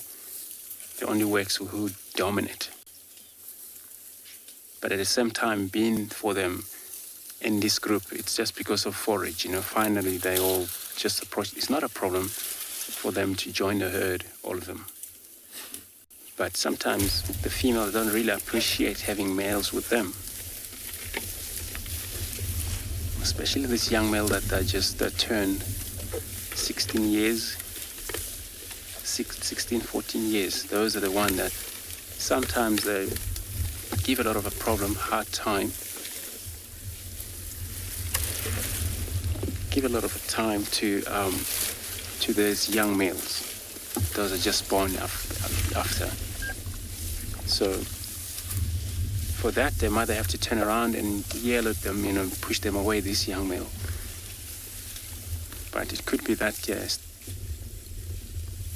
you see in a young male here, they could be still under the age of probably, 10 years of age. But since then, they're enjoying their food, which is a source of grass is available. It's going to take a moment of silence just to hear what this is all about right now.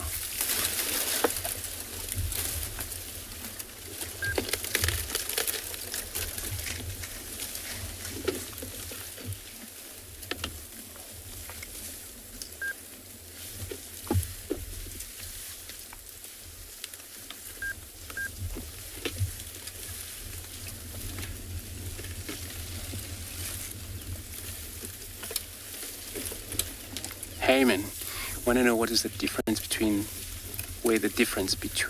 male elephants and a female elephant? A lot of time, the size of the animal that counts. So now we're gonna just cut that. Look at this one trying to push that tree down, but I haven't forgotten that answering that question. You see the tree's already down. That female, she just did it right now while we were just trying to answer the question. And the tree in front of her is down. And they're capable of doing that. Look how she's going to just pull it up off the ground. That is for the roots she needs from that tree. The young one's going to join as well. Look, picking up that piece of wood. So yeah, going back to the question. So the bull elephant, or the male elephants, they're always a lot bigger in size. But a lot of time also they can check or looking at the head, shape of the head, all round for the male. I know we're not actually have a good enough of light, but I'm sure we will go around, look at these elephants from the other side. Hopefully we get enough gap from the other side, then you can able to tell the difference. Where there are 3, I think, could be more than 4 males in this group. When we look at their size, you can able to tell, whoa, this is what Andrew was talking about. So, female are a lot smaller, males are bigger in size, but the tusker also counts. For the males, they have a thicker tuskers, where female, they grow thinner tuskers. And the female, they also have square head, and that's why the female sometimes, the weight of them, it's less than male weight. Of course, male could weigh about 6 ton, female 3.5, 4 ton, 5 ton. That's the average for a female. So there is a difference.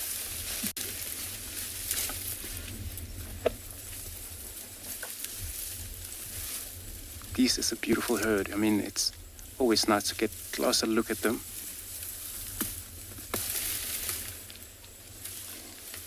So we'll wait around here, see what they do for us.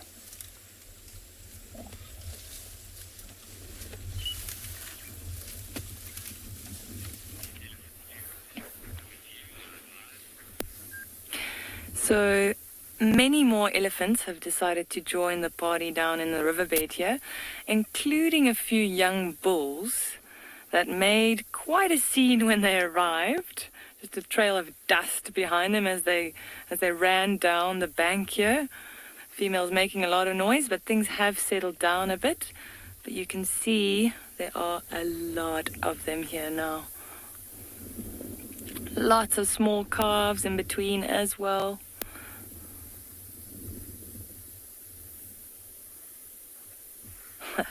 We watched one of the younger bulls coming down in kind of like a, I would say, bobsled manner, just dragging his knees like over the sand into the riverbed. It was hilarious.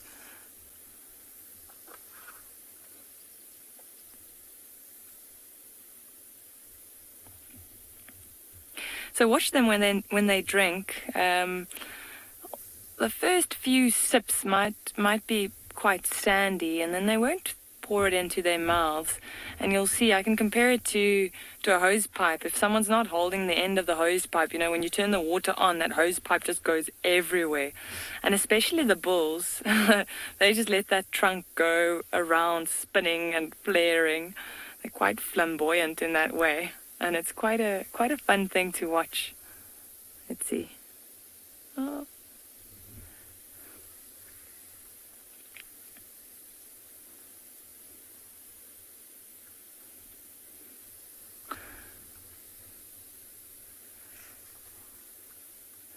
I'd say at least between 20 and 30 elephants next to us here now. So beautiful.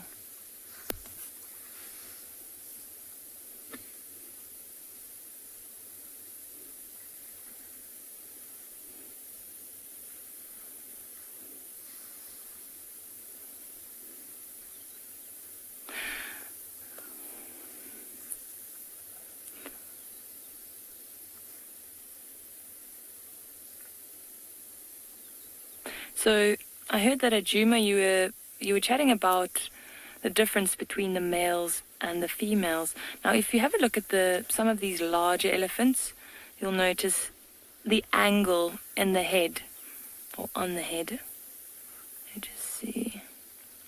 That one's a bit tough to see. There we go. Now she turns.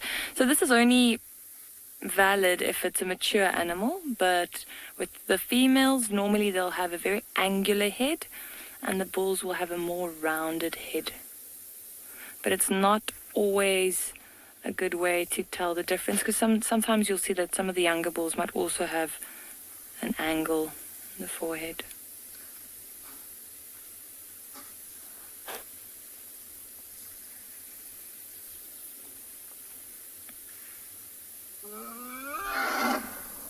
Hello.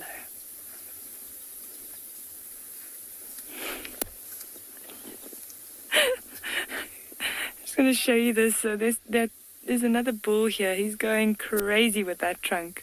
Let's see if he does it again. When he slurps up the water. Watch. He's splashing water and sand onto all of the elephants around him there. I'm sure they don't mind. There we go. You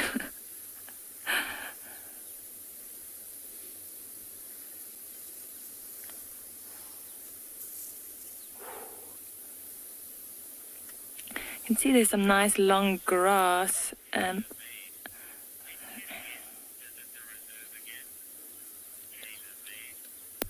Tailor-made, when can guests visit the reserve again? It depends where you're from. At the moment, the reserve is open, but only to South African guests. So once our borders open, we'll be welcoming guests from all over the world again. So if you're currently in South Africa, you can definitely come visit us.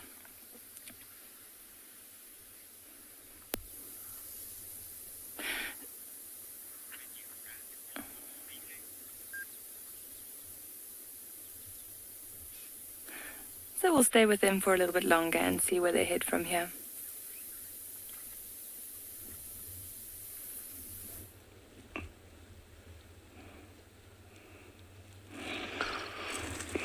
You might wonder why we are not showing you the river, but interesting things do happen with the wildebeest. And they all left the river and our camera had to follow them. It was no need to show you where they were because there is zero. All of them have gone to the plains across the other side, and looks more and more and more, and more of them are heading away. I don't know what's to the right of the, where the zebras are, but it is not over until the show is over. So, we are enjoying what they're doing. Hopefully the next time they come down, they will, they will decide to go across. It was very, very close, as they say, close but no cigar. They almost went. I cannot believe it. But they decided to go back. That is about 2.5 hours of energy lost by them. And that's why I think sometimes these guys are meant to do that, and they are athletes. They are very fit. They don't find it tiring. They can do that the whole day.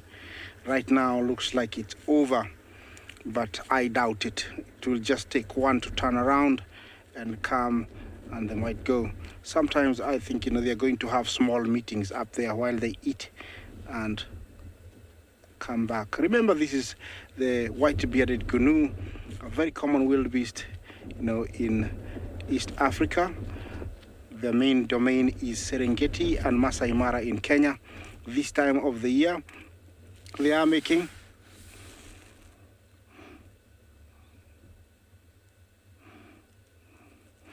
Julia, Jumbo, you say maybe they will cross tomorrow. You never know. They are wildebeest and they are allowed to do what they want. Yes, the only thing is I have to stay and we have to enjoy together so that we don't come tomorrow and they're gone. So we have to wait and see. Yes, I was talking about, they do the annual migration. And they are here for a very short time, about 3 months. And during this time, they are crisscrossing the river, which we enjoy. The river you're seeing here is the mighty Mara River that traverses the Masai Mara, about 80 to 100 kilometers through the Masai Mara. It divides it into two. It stretches about 300 kilometers from the Mau escarpment all the way to Lake Victoria. And it is nice and wide here. I would say it's one of the widest spots of the river. Right now it's flowing slightly higher than yesterday. From where you see it, it can go up to 30 feet. In January and February, March, it was very, very, very high. Where I'm parked right now was the river. And that's because we had lots and lots of unexpected rain. Right now, it's moderately how it's supposed to be, and it's flowing nicely. I don't know, just because that we've had rain in the last couple of days, that the rapids are louder, and maybe this big herd of wildebeest has never been here when it's this loud, and that's why they are not going right now, because they are coming, looking at the river, and then leaving, changing from one spot to the other. Look at that. They were there not more than 10 minutes ago. And right now there is zero. There is nothing. And there's no croc stopping them from coming down.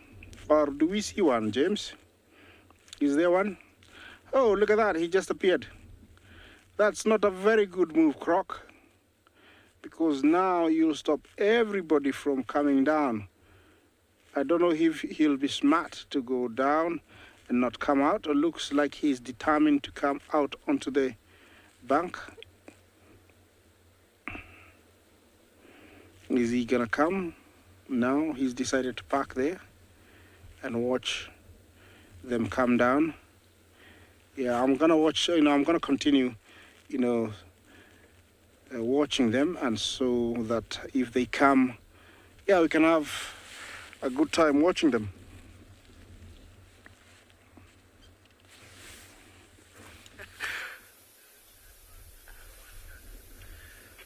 Welcome back to andBeyond Phinda, everyone. We've managed to find those 2 elephant bulls that we came out looking for this afternoon. Sounds like there's a little bit of uncertainty with those wildebeest at the MARNA, which could be quite interesting, I'm sure. So we heard some kudu alarming when we were sitting with those rhinos, and we investigated a little bit. So far we haven't found the kudu. We haven't managed to find any signs of what they might have been alarm calling for. But we did manage to come across these two elephant bulls, and they are quite busy feeding. Every now and then we hear branches breaking, and they are busy feeding on some leaves and twig. And then I did see one of them picking up some grass now, which is quite interesting. The grass is very, very dry, but I'm sure that elephant sensed that there might be some nutrition left in that clump of grass that he picked up.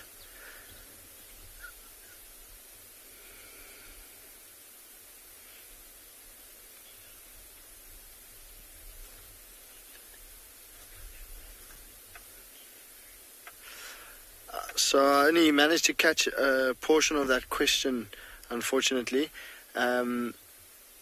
Just looking at this elephant bull, we can see that he's got quite skewed tusks. Oh, Minamu, thank you for the question. I managed to hear that time. So, do elephants trumpet only when they're upset? No, they can actually trumpet when they are in a number of different moods, but upset is the most common one that causes them to trumpet. But they will trumpet as well when they are excited. But the obvious one would be when it is upset. Trumpeting will let whatever is upsetting the elephant know that it's not happy, and that's the main reason why they would trumpet.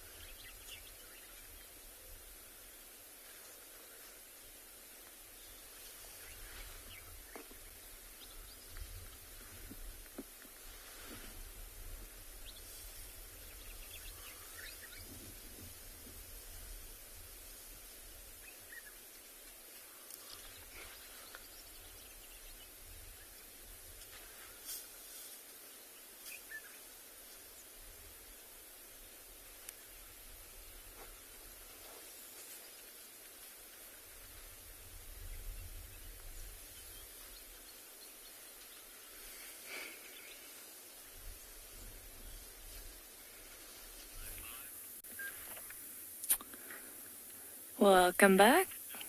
Welcome back to Ngala, where we are still watching the elephants drinking in the riverbed.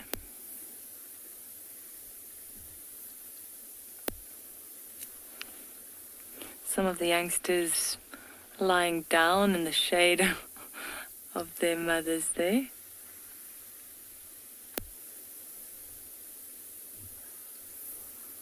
It's a long day on their feet, so this is actually the perfect place to be lying down. I'd like to come back to the tusks. Earlier there was a question asking how much does an elephant's tusks grow every year. And I've looked it up, and it seems like it's about 15 to 18 centimeters annually. So the average tusk length of an elephant is around 2 meters. And then just for interest's sake, I looked up what the largest recorded tusks were. And apparently it was an elephant in Kenya. He was named Ahmed. And his tusks both of them were around 3.5 meters. Now that is gigantic. most of the elephants you can see in front here, they've got fairly small tusks.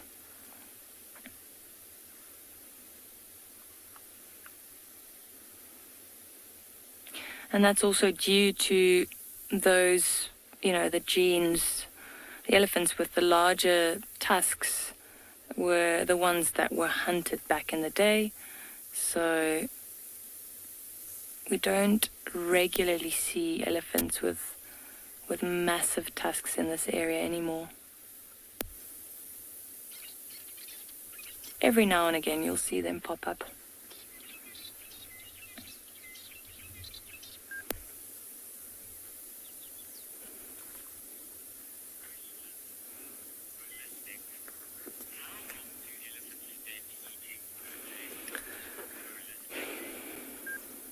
Holistic. How long do elephants spend eating every day? So they're on their feet for about 18 to 20 hours of the day. And during that time, they will feed. I mentioned earlier that they have really poor digestive systems. So, they have to eat a lot to sustain those big bodies of theirs. And they're herbivores as well. So you can imagine it's a lot of grass and leaves, and they even sometimes eat these reeds that we see in the riverbed here. This time of year, the grass is pretty much dead. It is coming back again now, but so they dig for roots a lot, and they strip the trees for bark, and they'll eat fruit if they can find that, or seed pods. But it is a tough time of year.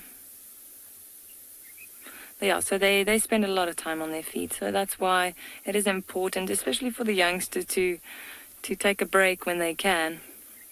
What you'll find with the larger elephants, when they want to rest, they'll either lean against a large tree, or with the really big bulls, what you'll see is they'll just lean against a large termite mound, just so it's easier for them to rock themselves back up when they want to leave. Now, watch that female on screen. She just pulled out a clump of grass, and notice how she's shaking it around. So what she's doing there is that clump of grass still had a lot of soil attached to the roots, and she obviously doesn't want to chew on that. So she's trying to get rid of all the dirt and debris on the grass there, so she can put it in her mouth. But she is struggling. She's really flinging it around.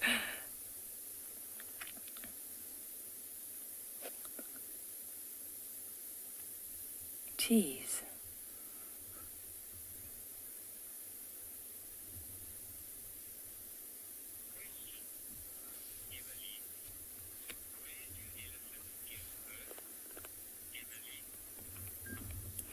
Emily, where do elephants give birth? They don't have a specific area that they'll give birth. Whenever the female that needs to give birth is ready, she'll give birth. But what often happens is she'll give birth in the middle of the herd. So the rest of the herd will generally surround her, just to protect her and the new calf. You can imagine, with all the afterbirth and everything that comes along with an elephant giving birth, it will attract a lot of scavengers, and the other elephants will usually they'll face out, and they'll be on the lookout for scavengers and predators.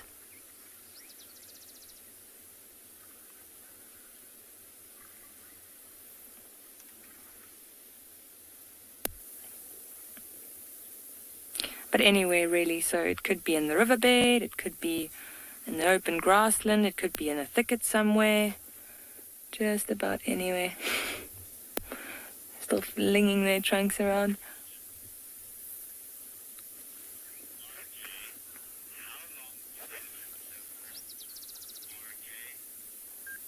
RJ, how long do elephants live for? In the wild, usually around 50 to 60 years, which is a very, very long time. often when I watch these older animals, I wonder what they've seen and what they've experienced in such a long time in this bush. A lot of wisdom there.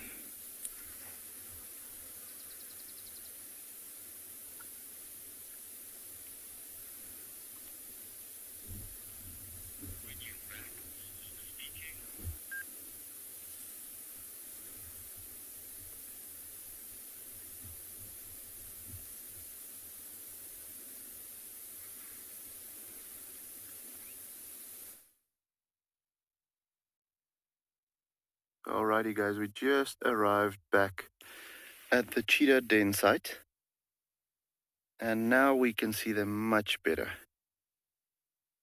You know, with the sun going lower, the shade is getting more, and so they are getting a little bit more adventurous. With it cooling down. Also, we left them earlier just because it was so warm. They wouldn't have done much. But this is just so cool. Look at that little guy looking at us. Shame. Not that I think he'll be able to see us at the moment. Their vision is not that great. It'll develop over the next couple of weeks into very, very good eyesight. But for the time being, we are just enjoying this. That little guy might come out into the open. It seems almost like, because I'm not seeing the mom at the moment, it might be that she's gone off to maybe drink water or get something to eat. You know, with 3 babies like that, drinking from her constantly, she needs to replenish the stores quite a bit. So it might be that she went off to hunt and will only return a little later, and that's caused them also to be a little bit more, you know, have a longer leash, because mom's not here to tell them, come back. Oh, but this is just so cute. And as you can see, you know,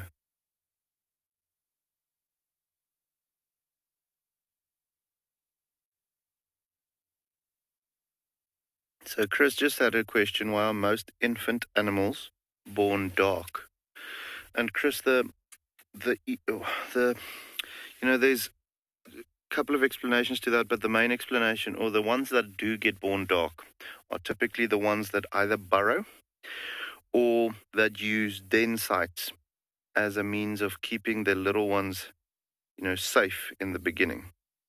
So normally you either have a tunnel going in, so being dark, they blend in with the darkness quite well, or in the case of the cheetahs, which doesn't burrow, with them being that darker coloration, when they're lying still in the shade, in this thick stuff, they also blend in with the environment just a little bit better. But then if you look at something like a baby blue wildebeest, you know, when they're adults, they are quite dark in color, almost that bluish gray shine to them. But when they get born, they're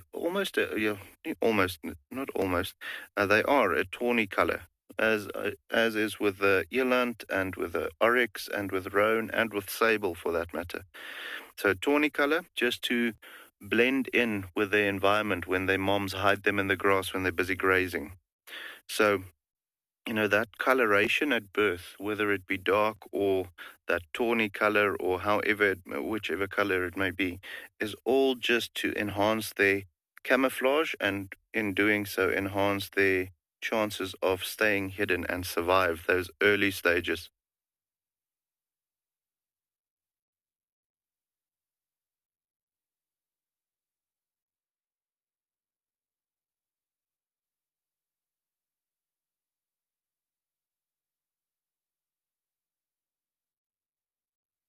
So yeah, guys, with them, I don't know if you noticed, we spoke about it the other day, you know, they are quite dark, and the original coloration that you see is dark, but when they come into the light, you know, if something does spot them and they go closer to those little cheetah cubs, you'll see on their backs they've got this little layer of white fluff, which is seemingly, when you look at it, it just makes them look cute to our eyes. But if you have, let's say, a jackal coming by and they see one of these little cubs and they see that white fluff on the back of the little cheetah, their first reaction is not baby cheetah, it will be honey badger. And I don't know how familiar those of you are with a honey badger. No one wants to mess with a badger at all.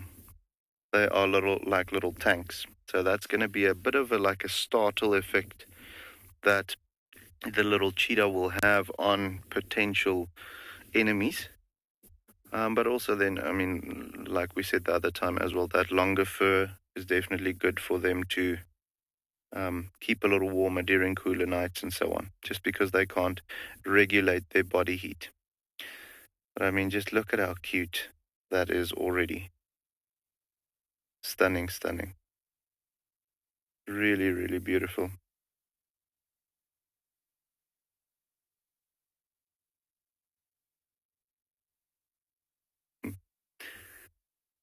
So we had a question just from Stuck in Bed. How often do we have baby cheetahs on our reserve? And it's a tough question to, conclusively answer, just because sometimes the moms are successful in raising their cubs, sometimes not. With these little guys being so fragile at a young age, there is quite a few enemies that will pose a threat to them not making it to adulthood. So if the mom is not, I don't want to say she's not a good mom, if she's unlucky with a litter, you'll find a female having babies maybe 3 times a year if she loses the first 2 litters. However, if she is, successful, she won't have cubs for another almost 18 months to 2 years before she'll get pregnant again. So it's difficult to really say. This is my first cubs like this that I've seen at Tswalu.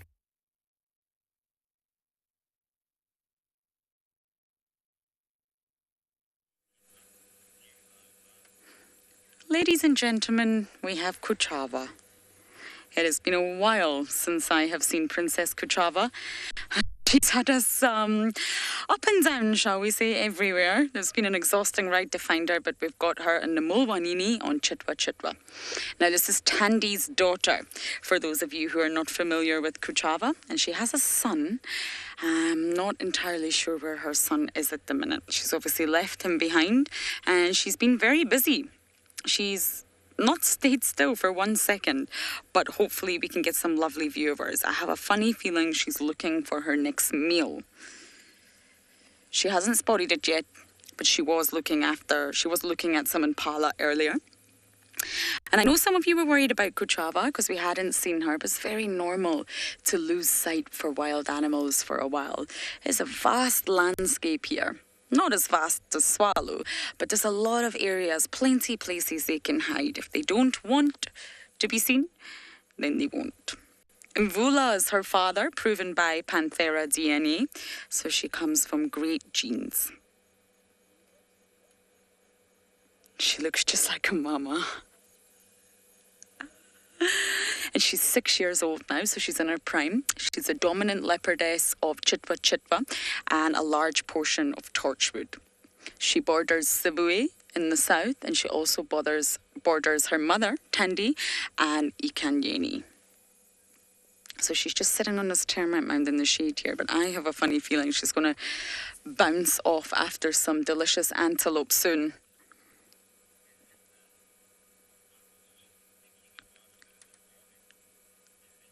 Alyssa, you were just thinking about her this morning. Well, your thoughts have brought her into reality, so thank you, my dear. I have been waiting to see KHOZA for a long time. I was hoping her son would be here, but that's okay.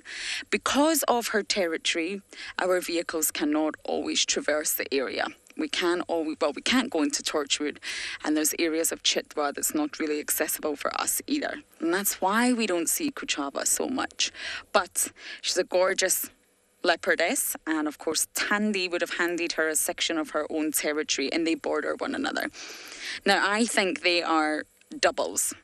She's her mother's daughter, without a doubt, whereas I think Kalamba looks like her father. Now, that's just my opinion, but I think we're looking at a little mini Tandy here. I should have stashed her son somewhere, and I think she's the one going off to hunt. There's lots of vehicles on the main boundary line hoping to see her, but I have a funny feeling she's not going to cross back for a while. She's going to stay on Chitwa Chitwa.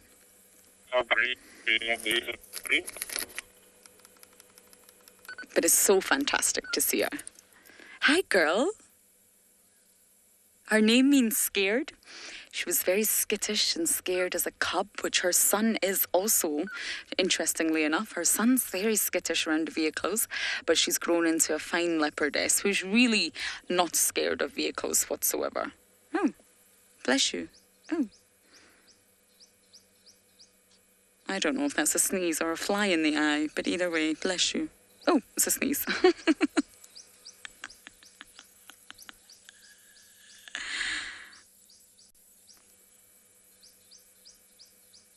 Oh, she's not happy. She's sneezing, biting. What is it? And if you look at her left ear, it's got quite obvious notches. You see that? There's almost like 3 little notches in her left ear, and that's a perfect way to identify her. You need to pull out the key identification features when you are looking at leopards. But for me, it's just a mama.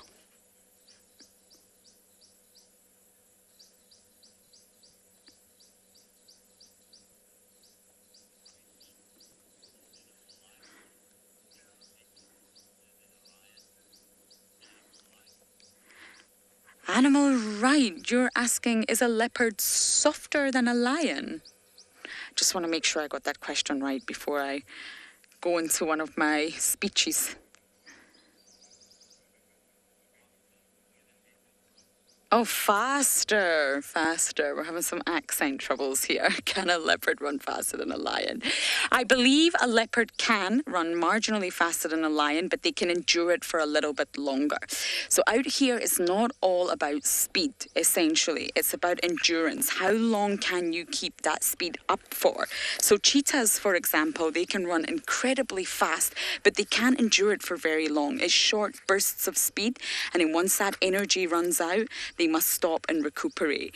Now, a leopard and a lion, they can probably run about the same speed, but leopards are just a little bit lighter, so they're more nimble on their feet, which gives them the advantage. They're not weighed down by as heavy muscles like lions are. Lions are much, much heavier, which makes them, well, a little bit cumbersome, if you like, when they're sort of running really, really fast.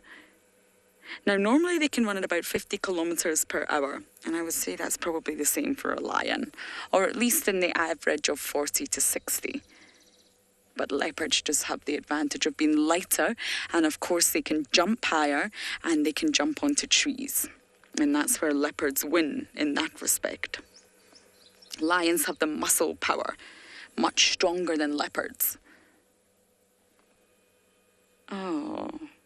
Thank you, KHOZA, for being so good and not disappearing down the Mulwanini where we would not be able to follow you.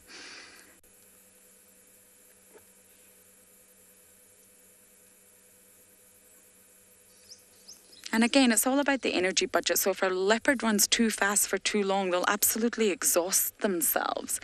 And animals don't want to do that because it would leave them vulnerable.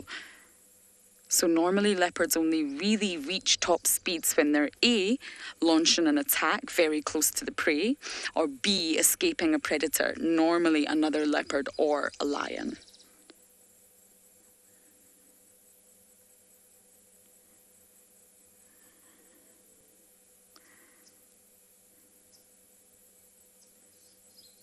I'm really hoping she leads us to her son. Wouldn't that be a fantastic end to a great afternoon?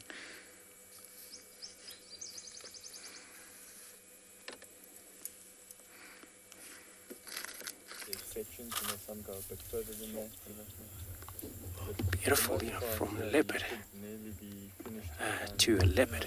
Isn't that amazing? what we got right here is a hukumuri, a big leopard from the west. We at Simbambile property right now as we speak. And was just driving. I've been called that he's around here, and looks like he killed an impala. We just couldn't stay there because we knew for sure that we gotta see him. We have to see him. It's a lot of car. Probably want to come to see the same animal. But here we got this beautiful male. I know he's looking away from us. Is that because he has 3 vehicles? He might have a lot of voices from other side. It's because there's other 2 vehicles on this sighting. But you can tell his size of this male, so big. And then he actually did very good. What I seen there with his kill, he actually hoisted it up in a tree. That's for safety. Seems to be very much wise leopard to do that. A thing that he worked harder to get, but he has to protect it. Then is that now, if it's anything happened, could be that maybe another leopard could do the same, could come and steal the kill from the tree, but otherwise it's safe in there, no vulture. I'm gonna reverse a little bit back here because there's a car in front of me. It looks like I'm blocking their way. They want to move out, so just so sorry about that. I will be right back.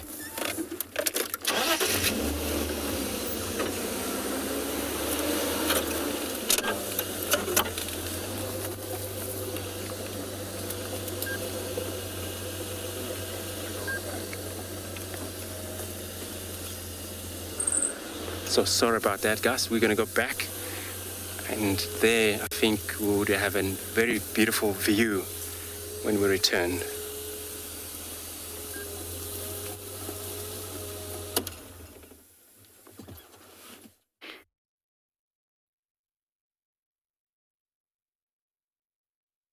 So guys, we are busy looking at a baby doing what babies does best, sleeping. The one sibling just moved off there to the left-hand side, out of view, and the other one is just here off, a little closer to us, also to the right, but we can't see either one of those 2. There we go. Someone woke up quickly. It would seem like one of the 3 cubs are calling for the other 2. But I think we can confirm that Mom left them to go and hunt or drink water or something, because it's been, since we were here the last time with these cubs now. She hasn't shown herself at all. So I do think she's moved off to go and be human somewhere else.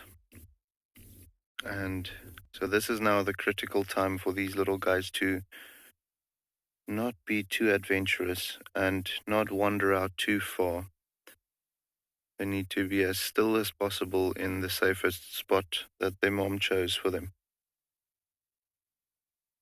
It just amazes me how you can already see that little tear line coming from his eye down to his mouth. A rather important little black marking that the cheetahs have on their faces, just to help absorb as much of the glare during the day as it can. Because, with them being mostly active during daytime, when the sun is at its highest, that glare effect can be quite bad. So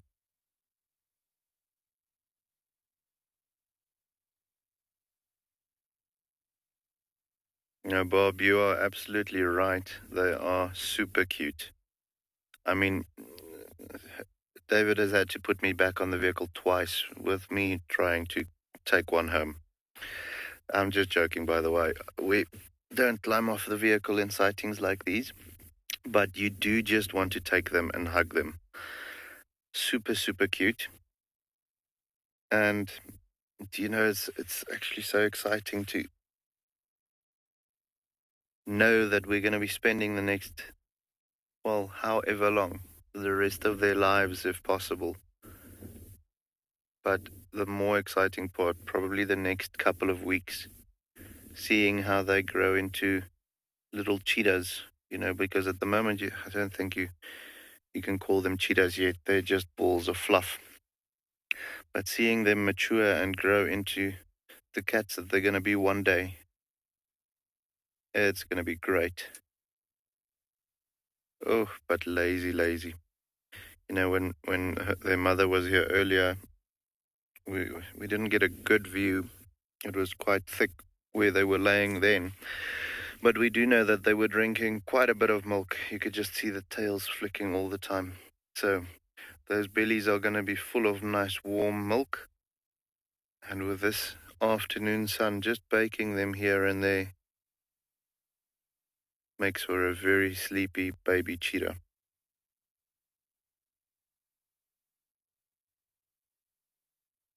Shame.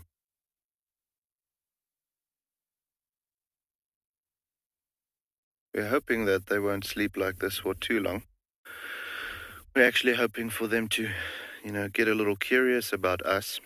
Luckily, we know we're not a threat to them. So if they can come a little closer, that would be great for us. But we'll as soon as that happens, guys, we'll come back here now.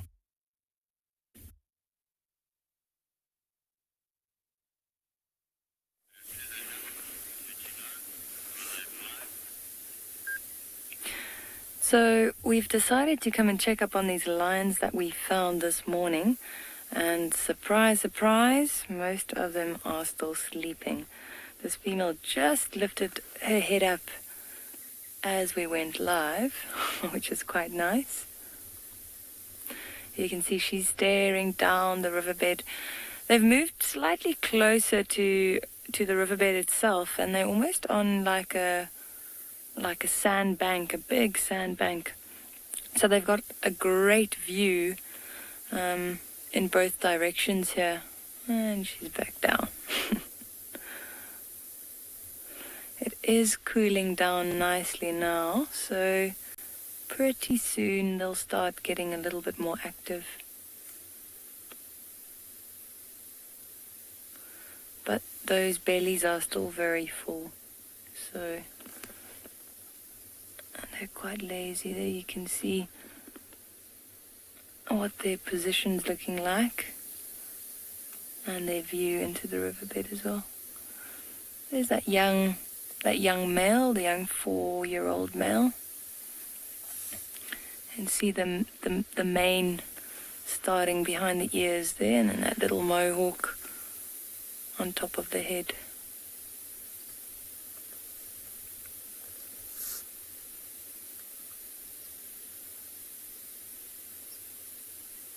It's quite a nice angle we've got here. We're much lower than them, so it actually looks like we've got the camera on the sand. Some elephants breaking branches behind us as well.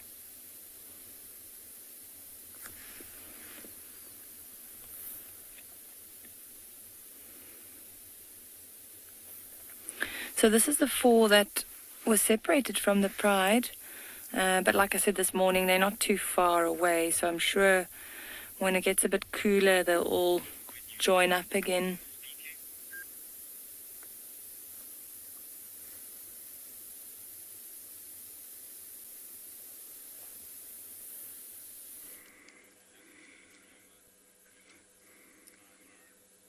And it is Tandy, not Kuchava. I am so very sorry. There has been mass discussion on the radio. Are you sure it's Kuchava? Yes, it's Kuchava. Are you sure? Are you sure? Tandy, Kuchava. And it's Tandy. I'm so sorry. It's been called in as Kuchava for the past hour or so. I really thought I was coming to a Kuchava sighting. But sadly, Well, not sadly, I'm over the moon to see Miss Tandy, but I was hoping to catch up with her daughter, so my apologies. I will need to let Aubrey know that he was following the wrong leopard. They look incredibly similar, but my bad. It is Miss Tandy, and it is believed Tandy has her son, if I can make this turn, she's just behind us, stashed in Djuma side in the Mawati. So she's obviously hungry, looking for something to hunt, and her son is on Djuma, which is good news, but of course, oh, she's gone flat. I wonder if she sees anything. Can you get her from here, Theo? She's just over there behind the grass. Aubrey. I'm just going to let Aubrey know because I think everyone's looking for Tandy in the north. And there's no point in following the wrong leopard. No, I thought she spotted something there, but she didn't. And the minute she stands up, Tandy's tummy is really a giveaway. When it comes to Tandy, sometimes that's the first thing you could look for. Because she is 14 years old, she does have a saggy tummy. And off she goes. I wonder if she'll cross into Torchwood. If she crosses Gowrie Main in a northerly direction, guess what, everybody? We cannot follow.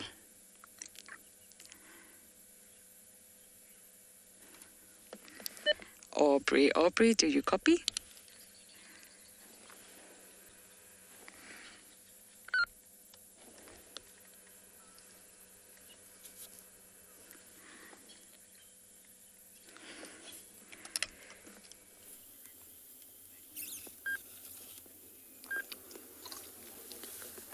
So sad that over Tandy heading back north again. But it's a good thing that we still have a Hukumuri here sitting with us. And where my position right now, where I'm sitting, I'm surrounded by 2 other game vehicles, as you can hear. And you might actually hear a lot of a voice talk, and the guys trying to feed information on their guest as well. So, since we get here, it looks like he's only just swing to the other side, and he's busy licking himself. He only looked at us, I think it was twice, if I remember, and he looked away since then. But he might actually probably stood up and started to move to his kill. Well, his kill is not far away from here. It's so that I think because of this termite mound that provide a beautiful shade. If you can see that there, so the sun penetrating through from the other side, but then it's a beautiful shade where he's just lying right now. And you look at his tummy, it's actually expand a little bit because he just ate. You can see how beautiful these patterns are. Such a beautiful cat of a Hukumuri male.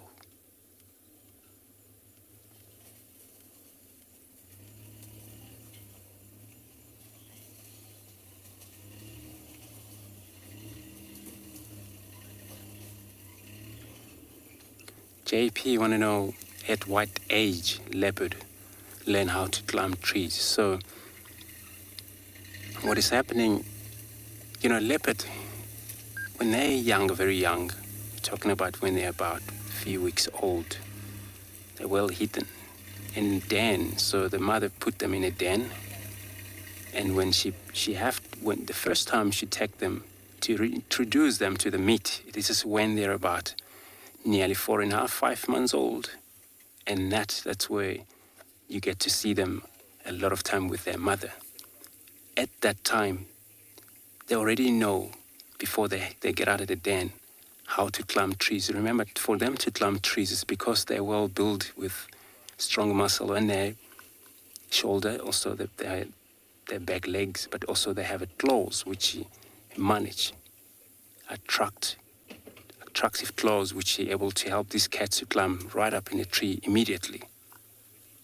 So for sure, we've seen a lot of cubs, leopard cubs, survive from the lions. Lions, all pride, approached this leopard female on a kill, and they managed to survive just a minute that they managed to climb trees, save their life.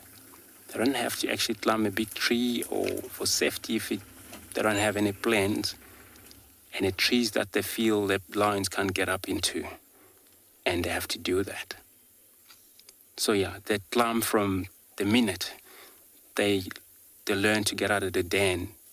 They're playful, climb trees around the den. If it's safer, mother should let them move around too much out of the den. This is how they're naughty of themselves. It's better when there are two of them, because then they help each other playing and they get along and trying to learn some things. But this is where the learning skill come from when they in that age.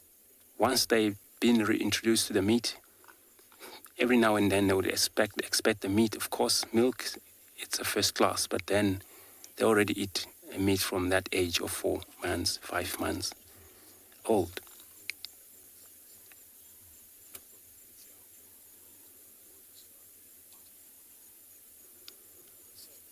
So they will blend in cat. We're talking about many of this cat.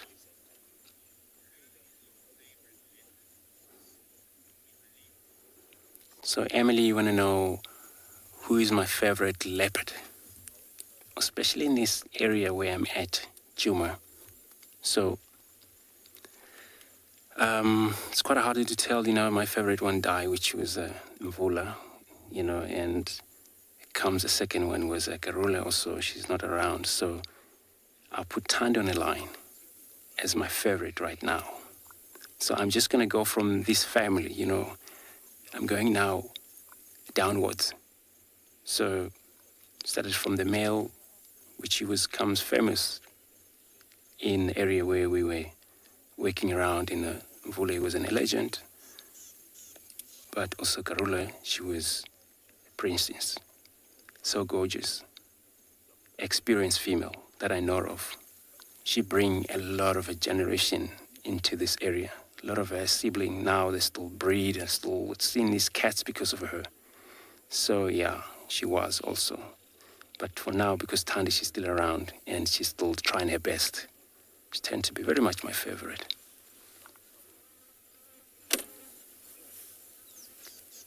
So now all we see is a tail. They feel comfortable now because there's nothing much disturbing them. So for example, if there is a danger around here, he wouldn't be relaxed like this. So we know the danger. We're all around him, for sure, but he doesn't really look at us since we get here. And actually, since we started this, it was not such a rise looking at him or at us. So remember, everyone, to ask questions, very important, drop question on #WildEarth on YouTube, Twitter as well. So we go through these questions and we're here for that. And this is your wild life, WildEarth life, bringing this to you live right now. We're live right now, which is so amazing from that far away where you are, looking at this cat.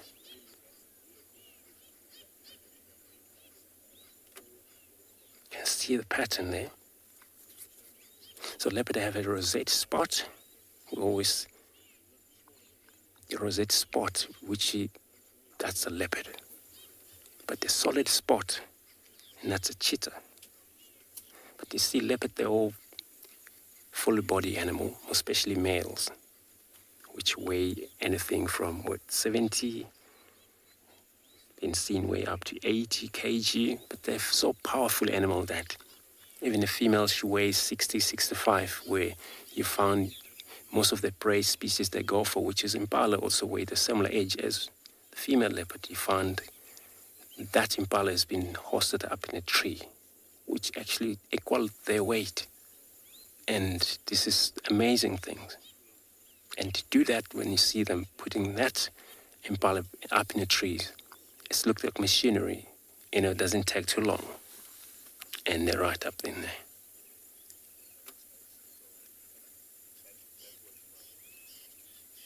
So it looks like this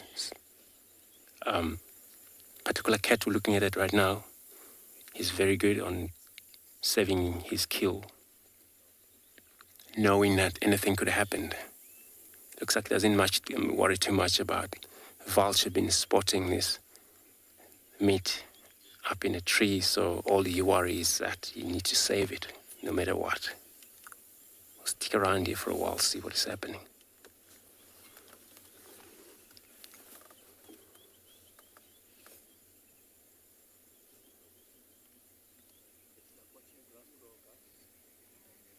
I have left the safety of the water because the wildebeest decided to leave.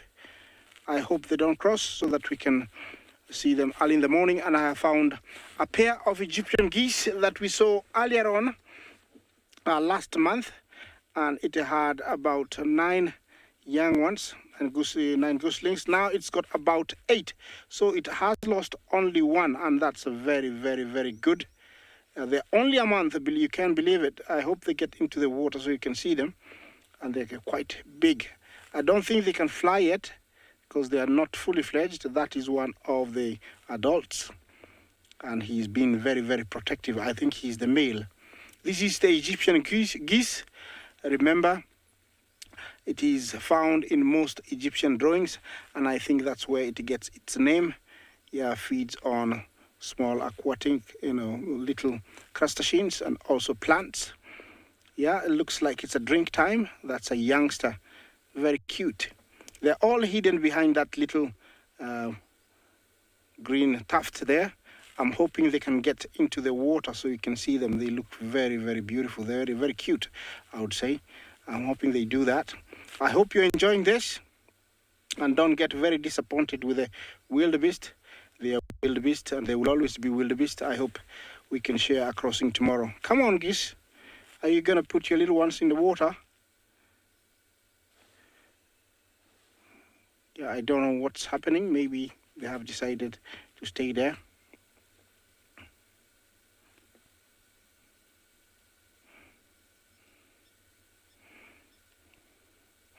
Cleo, thank you for your question. You ask what type of fish are in the pond.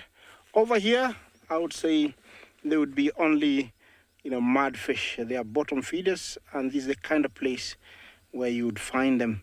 Mudfish, they're actually lungfish. They can survive a little bit in water, and they have been found, walking. You can't believe it, but walking, getting out of one pond and walking to another pond, another pond. They don't have legs, but they wiggle just like a snake does.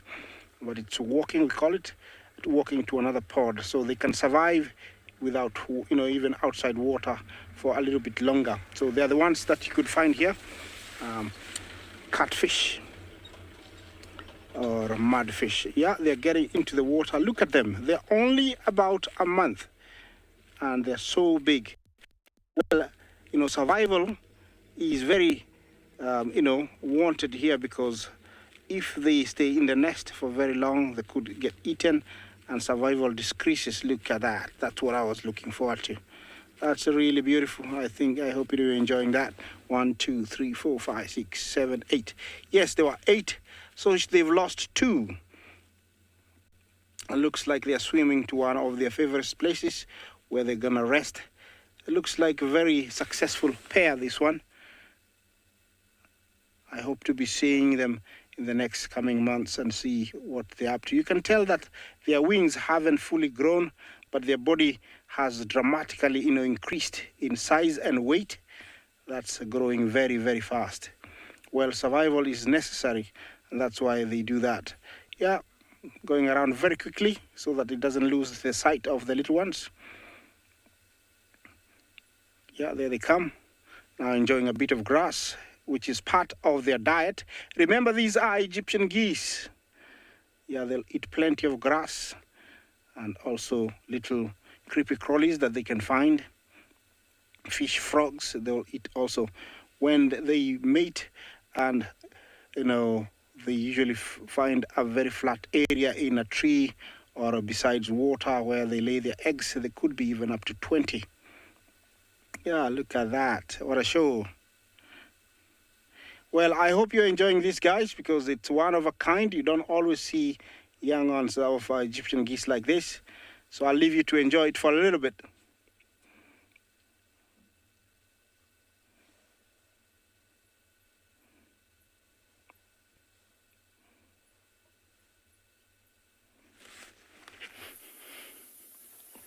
All right, so seeing as we were watching those elephants digging in the riverbed earlier, we thought that we would quickly show you how deep some of these holes actually are. And I was trying to look, so it looks like it's about 1 meter. It goes down quite far. We were actually saying, like, I should try and hide in one of these holes, and when we're live, I'll just pop my head out. But yeah, it's quite deep, and there's actually another one a little bit further back. We can't see it clearly from this angle now, but that's even deeper than that one, and that's why those calves just disappear into these holes. It's cooling down quite nicely now, so I think we'll continue along the riverbed, and we're going to see, maybe we get lucky with another cat, hopefully a spotted cat.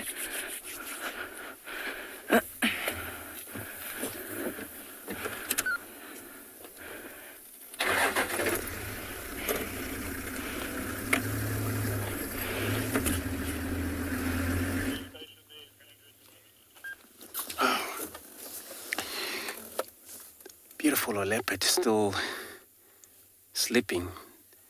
It looks like now we're the only one here, so just gonna wait a little while, see what he does for us. But he hasn't thinking of moving to that kill yet. So we're not sure when last he eaten. But that impala, when we look at it, looks like it's been eaten at right at the back. That's the start off. And maybe that's where he get his full belly from. So there the meat is safe. But you remember, they are solitary animal. It happens, the meat is right up there, then he will come thirsty, wanted to drink water, and then now he has to walk distances from here to get water, and nobody will look after that meat. So it happens, he returned back, half of it has been eaten by maybe his battalion eagle, or could be the same species of animal that is around, probably stole that or drag it away. He will eventually find it, but if it's the same size of male, then it's going to be a lot of fight. If it's a female, she'll probably run away and stand far distance. As the male, they always push female on a kill. If they're scavengers as well. They can scavenge from one another, and lions can scavenge from them. And these can scavenge from cheetah. And then we saw the other day the dogs, what they were doing with the kalamba. So the scavenging is all over. And that's why they got to make sure when they have this kill, they look after it. He's so beautiful. I wanted to see his eye. But then he's got a blind eye. But he only look at us once.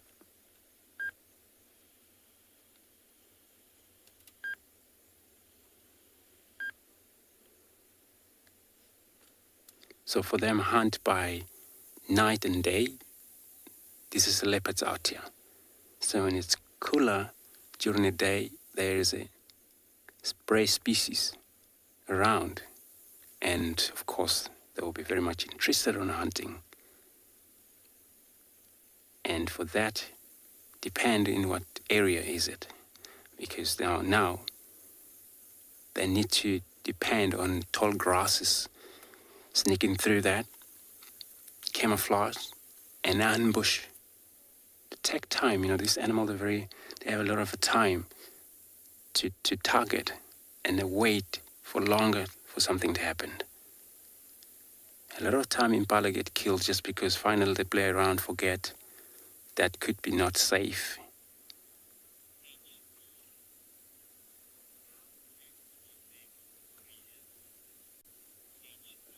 HB, how heavy we think it is. So he's actually fully grown, so I would put him around or maybe 65 or 65, 70 kg, I would say, is a big fellow. This is a big male. I think somewhere around there. So the reason I'm saying fully grown female only weighs 60 kilogram, 55, 60 kilogram, that's average weight for female, and a male weighs more than that. So I'll put him around there. Could be more, could be less, I think, but somewhere around there. It's been a record of big female that was weighing around 95 kg or something like that. That was a big one. So I only saw that on a research when I'm trying to see how things going in the reserve.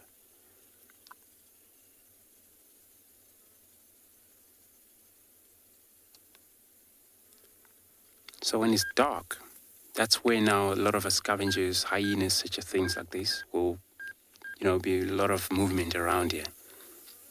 So if that kill is not actually, the stomach it's separate, because this is very important for them. When they eat, they gotta make sure the content. It's, as I speak, is a hyena coming from the way distance, but we're only gonna show you when he comes nearby here. But he's probably maybe going to come near the car because they know every time when there's a car and they know maybe something watching. So where now we're taking you into, as we speak, there's a hyena. Looks like a big female hyena there. It's heading straight to that kill position, but he hasn't noticed, or he just rolled over. And the hyena's running into that direction of the kill.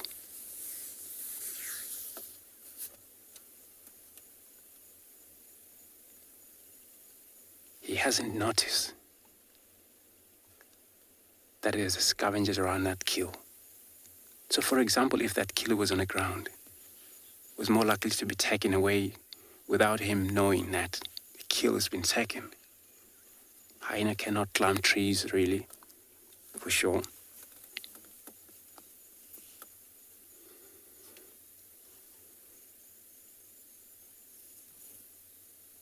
But if it's in a bone, hyena may pick up their crunch, which is not far away here. He's probably going to hear it. Just going to take maybe, 2 minutes, listen.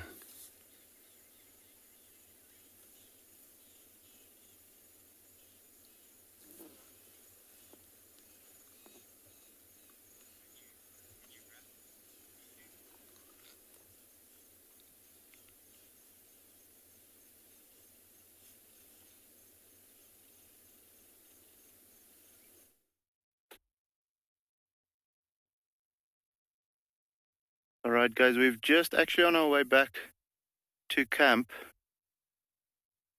found this other cheetah. I'm not even sure whether it's male or female, I'm going to be honest with you, because this is one of the wild ones. As soon as it saw us coming over the dune, it immediately took off. Well, it didn't take off, but went and got a little spot to hide in. And when we switched off the vehicle, as soon as we saw where the tracks went off the road, when we switched off the vehicle, we actually he relaxed and is moving now. He or she, as I said, I don't know whether it's male or female. But it just shows you the different personalities of each individual, Some of them are completely relaxed, like that one with the cubs at the moment. Others, not so much. And, the more we see them, the wild ones like this one, the more we see that individual and he sees that, or she sees that we are not a threat to them, the more and more relaxed they will become. Well, hopefully. Some of their personalities are just too strong and you will never get them to accept the vehicle close to them. Others, with time, if you work, with them and show them that they don't need to fear you, then you might actually get where they relax and they come a little, allow the vehicle a little closer to them. So it's all, a work in progress, constantly having to be out there. Even the tame, and no, tame is a bad word. The animals that are used to the vehicles, the habituated animals, also need to constantly see vehicles around them. Otherwise, if you leave them alone for, let's say, 3 or 4 months and only come to them with a vehicle then they are definitely going to be a little bit more wild than what you left them with. Some of them might even completely reject the vehicle then. So very important to have that, almost like a relationship with one another, where it has to come from both sides. Always a work in progress to be able to keep the relationship strong. But yeah, what a good surprise.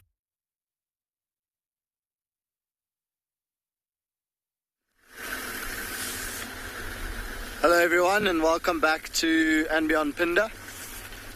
We've tried our best to find the lions after we left those elephants, and it seems that if they did leave where they were left this morning, the wind has blown all the tracks away. We even went down on a little bit of a walk to see if we could find any track or sign of them. We had those kudus alarm calling. We've investigated in this area. We haven't had much luck. So what we thought we'd do is there's a beautiful mountain up ahead of us. We're going to try and drive through this little valley and see if we can find any nocturnal animals maybe starting to get active for this evening.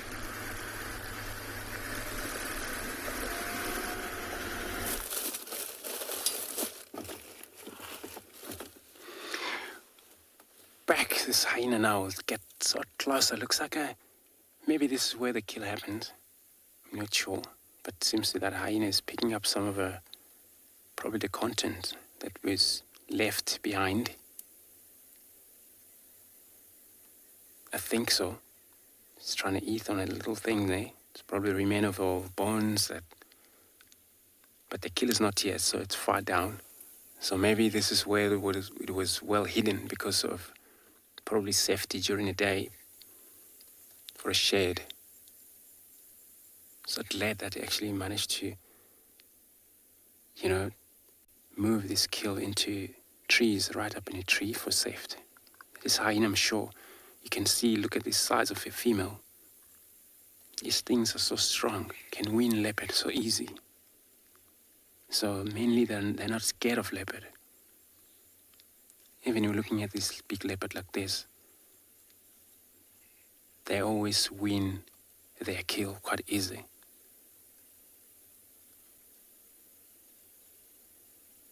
Just trying to go into that thicket there. So hyena, they're very good on tracking, so they can track leopard's movement and then sniff on the ground. If they ever pick up the scent where leopard have moved through, let's say maybe an hour ago, they still smell that, and they keep on tracking until they find where that leopard ended up. So this is what's probably happening here. When I look at that kill, looks like to me it's probably during the day, a kill.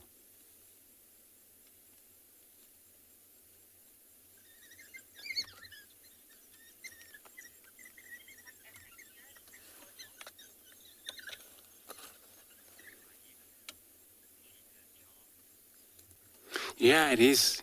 It is indeed. I mean, I'm not sure where this kind of hyena come from. Usually this is actually first time to see a hyena in color like this. But, mainly when I grew up, they change color. Looks like this is kind of a mix with kind of like pinkish. Because maybe that's where they mound, they sleep on. And when they get up, it happens to elephants. If you find elephants in places where the red soil is, also turn red.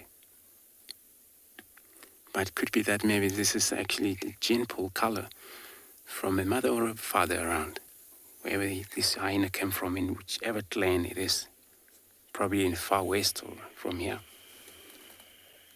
But of course, indeed, it's looking different hyena from the hyena that we keep seeing every time.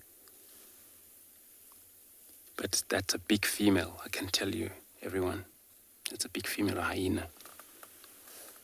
And it's what makes them hyena. And females on hyena are far too bigger than a male. So you're looking at the teeth hanging in there. This is how I know for sure this is the big female. Remember, just looking at the hyena, if you don't look them carefully, you always go wrong. Think, oh, you're looking at the female or male until you check carefully. But otherwise, you see they're thought to be hermaphrodites, which when you look at the male, then looks like a female. Female looks like a male. And the reason is that they have this fake genitalia. Sometimes release their penis. Both female and the male can do that. So to able to make sure what you're looking at, male or female, is that you got to look carefully.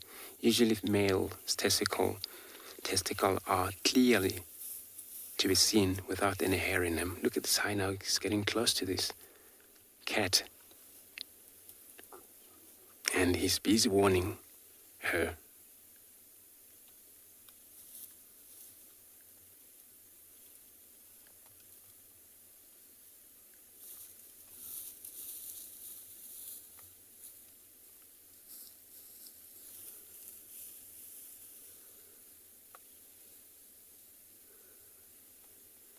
Off you go, hyena, but still not so far away.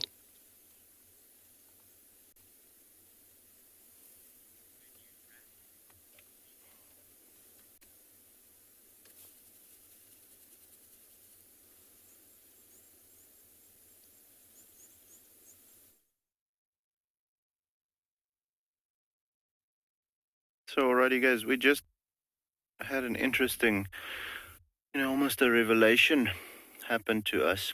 This is the same cheetah that we just saw, and we understand now why she was hiding as soon as we approached. This is the mom of those cubs that we were with just now, about a half an hour ago. And so obviously she's heading back towards the den site, and she doesn't want anything to follow her. So because of that, as soon as she saw that she got spotted, she went and found a hiding place. But then when we investigated a little closer, that's when she moved off, and we saw her moving along that thicket. But then, now that she's realized we've spotted her, she's relaxed completely and actually came a little closer to the vehicle. But just look at the interesting behavior. She was on a mission when we found her at first. Like walking, nothing was going to stop her to get to where the den is. And now, as soon as we spotted her the second time, when we drove a little closer on the road and she came closer to the vehicle, she went and she lied down. And now she's acting as if she's got nothing to do but lie on the ground. And that's just because she doesn't want to lead us to the, with us now having spotted her, she might think, okay, but if they follow me, we're going to arrive at the den site and my cubs might be in trouble. So we are definitely not going to spend too long with her, just because she needs to get back to the cubs. That's number one priority for us also at the moment. But it's just interesting how, she was on a mission, and as soon as she got spotted, all of a sudden, poof, her behavior changed to that of a more secretive nature, trying to hide that she's got cubs and that she's got a den somewhere. Yeah, I think what we're going to do, we're going to keep her in the eye, we won't move again. We're going to keep her in the eye and see where she goes. So, with that being the case, it would be nice to have her join her cubs again, guys.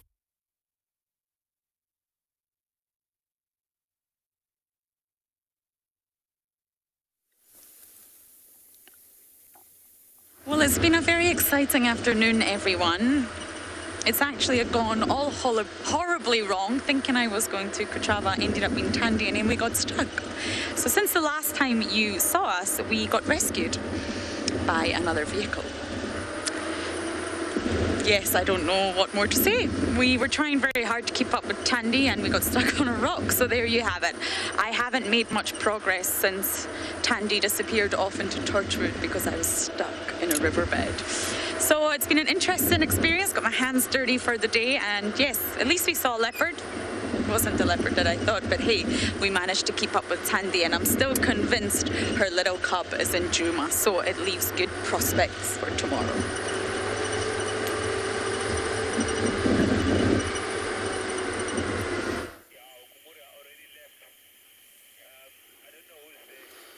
Back to a beautiful cat sitting, looking at the direction of the hyena. Oh, he's gonna move. He's gonna move now, slowly. Not sure if he's gonna reach that position of his kill, because this is where the hyena gone in. If he does that, then it's just gonna take time, follow him a little bit, see how far he goes. But you see how silent kind of movement a cat. Just gonna move a little bit. Sorry about this, but we need to keep up with him. So, really cool.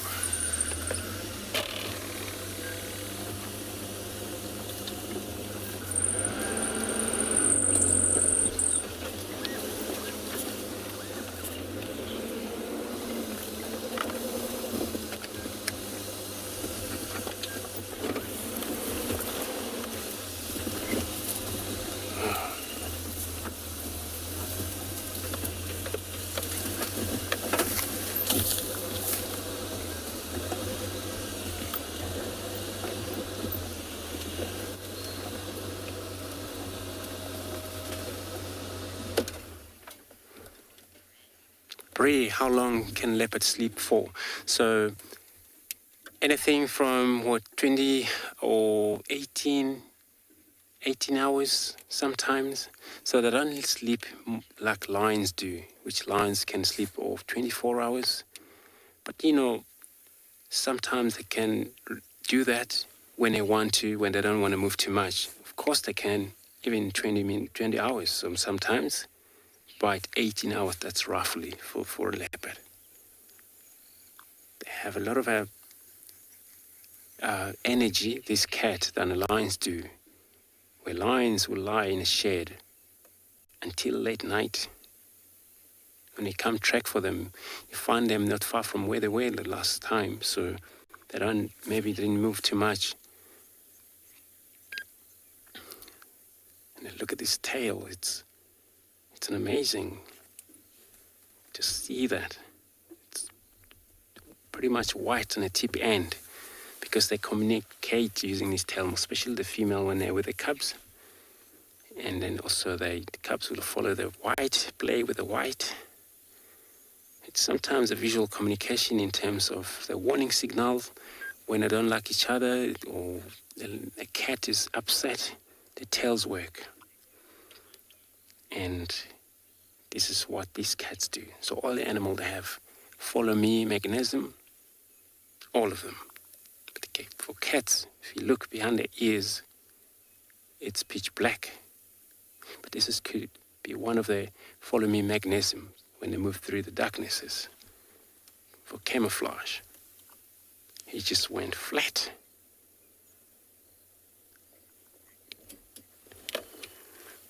So it's beautiful. So isn't that beautiful to see cats like this lying down and believe this is really cool for everyone and to be able to witness kind of things like this, a big cat lying down there and right close to it. Doesn't really do much. So for everyone those been joining us here at WildEarth, just want to thank you so much for your time watching Safari or WildEarth Live. And I hope it's been a great day. And hopefully we'll see you again tomorrow morning. Thank you. Goodbye.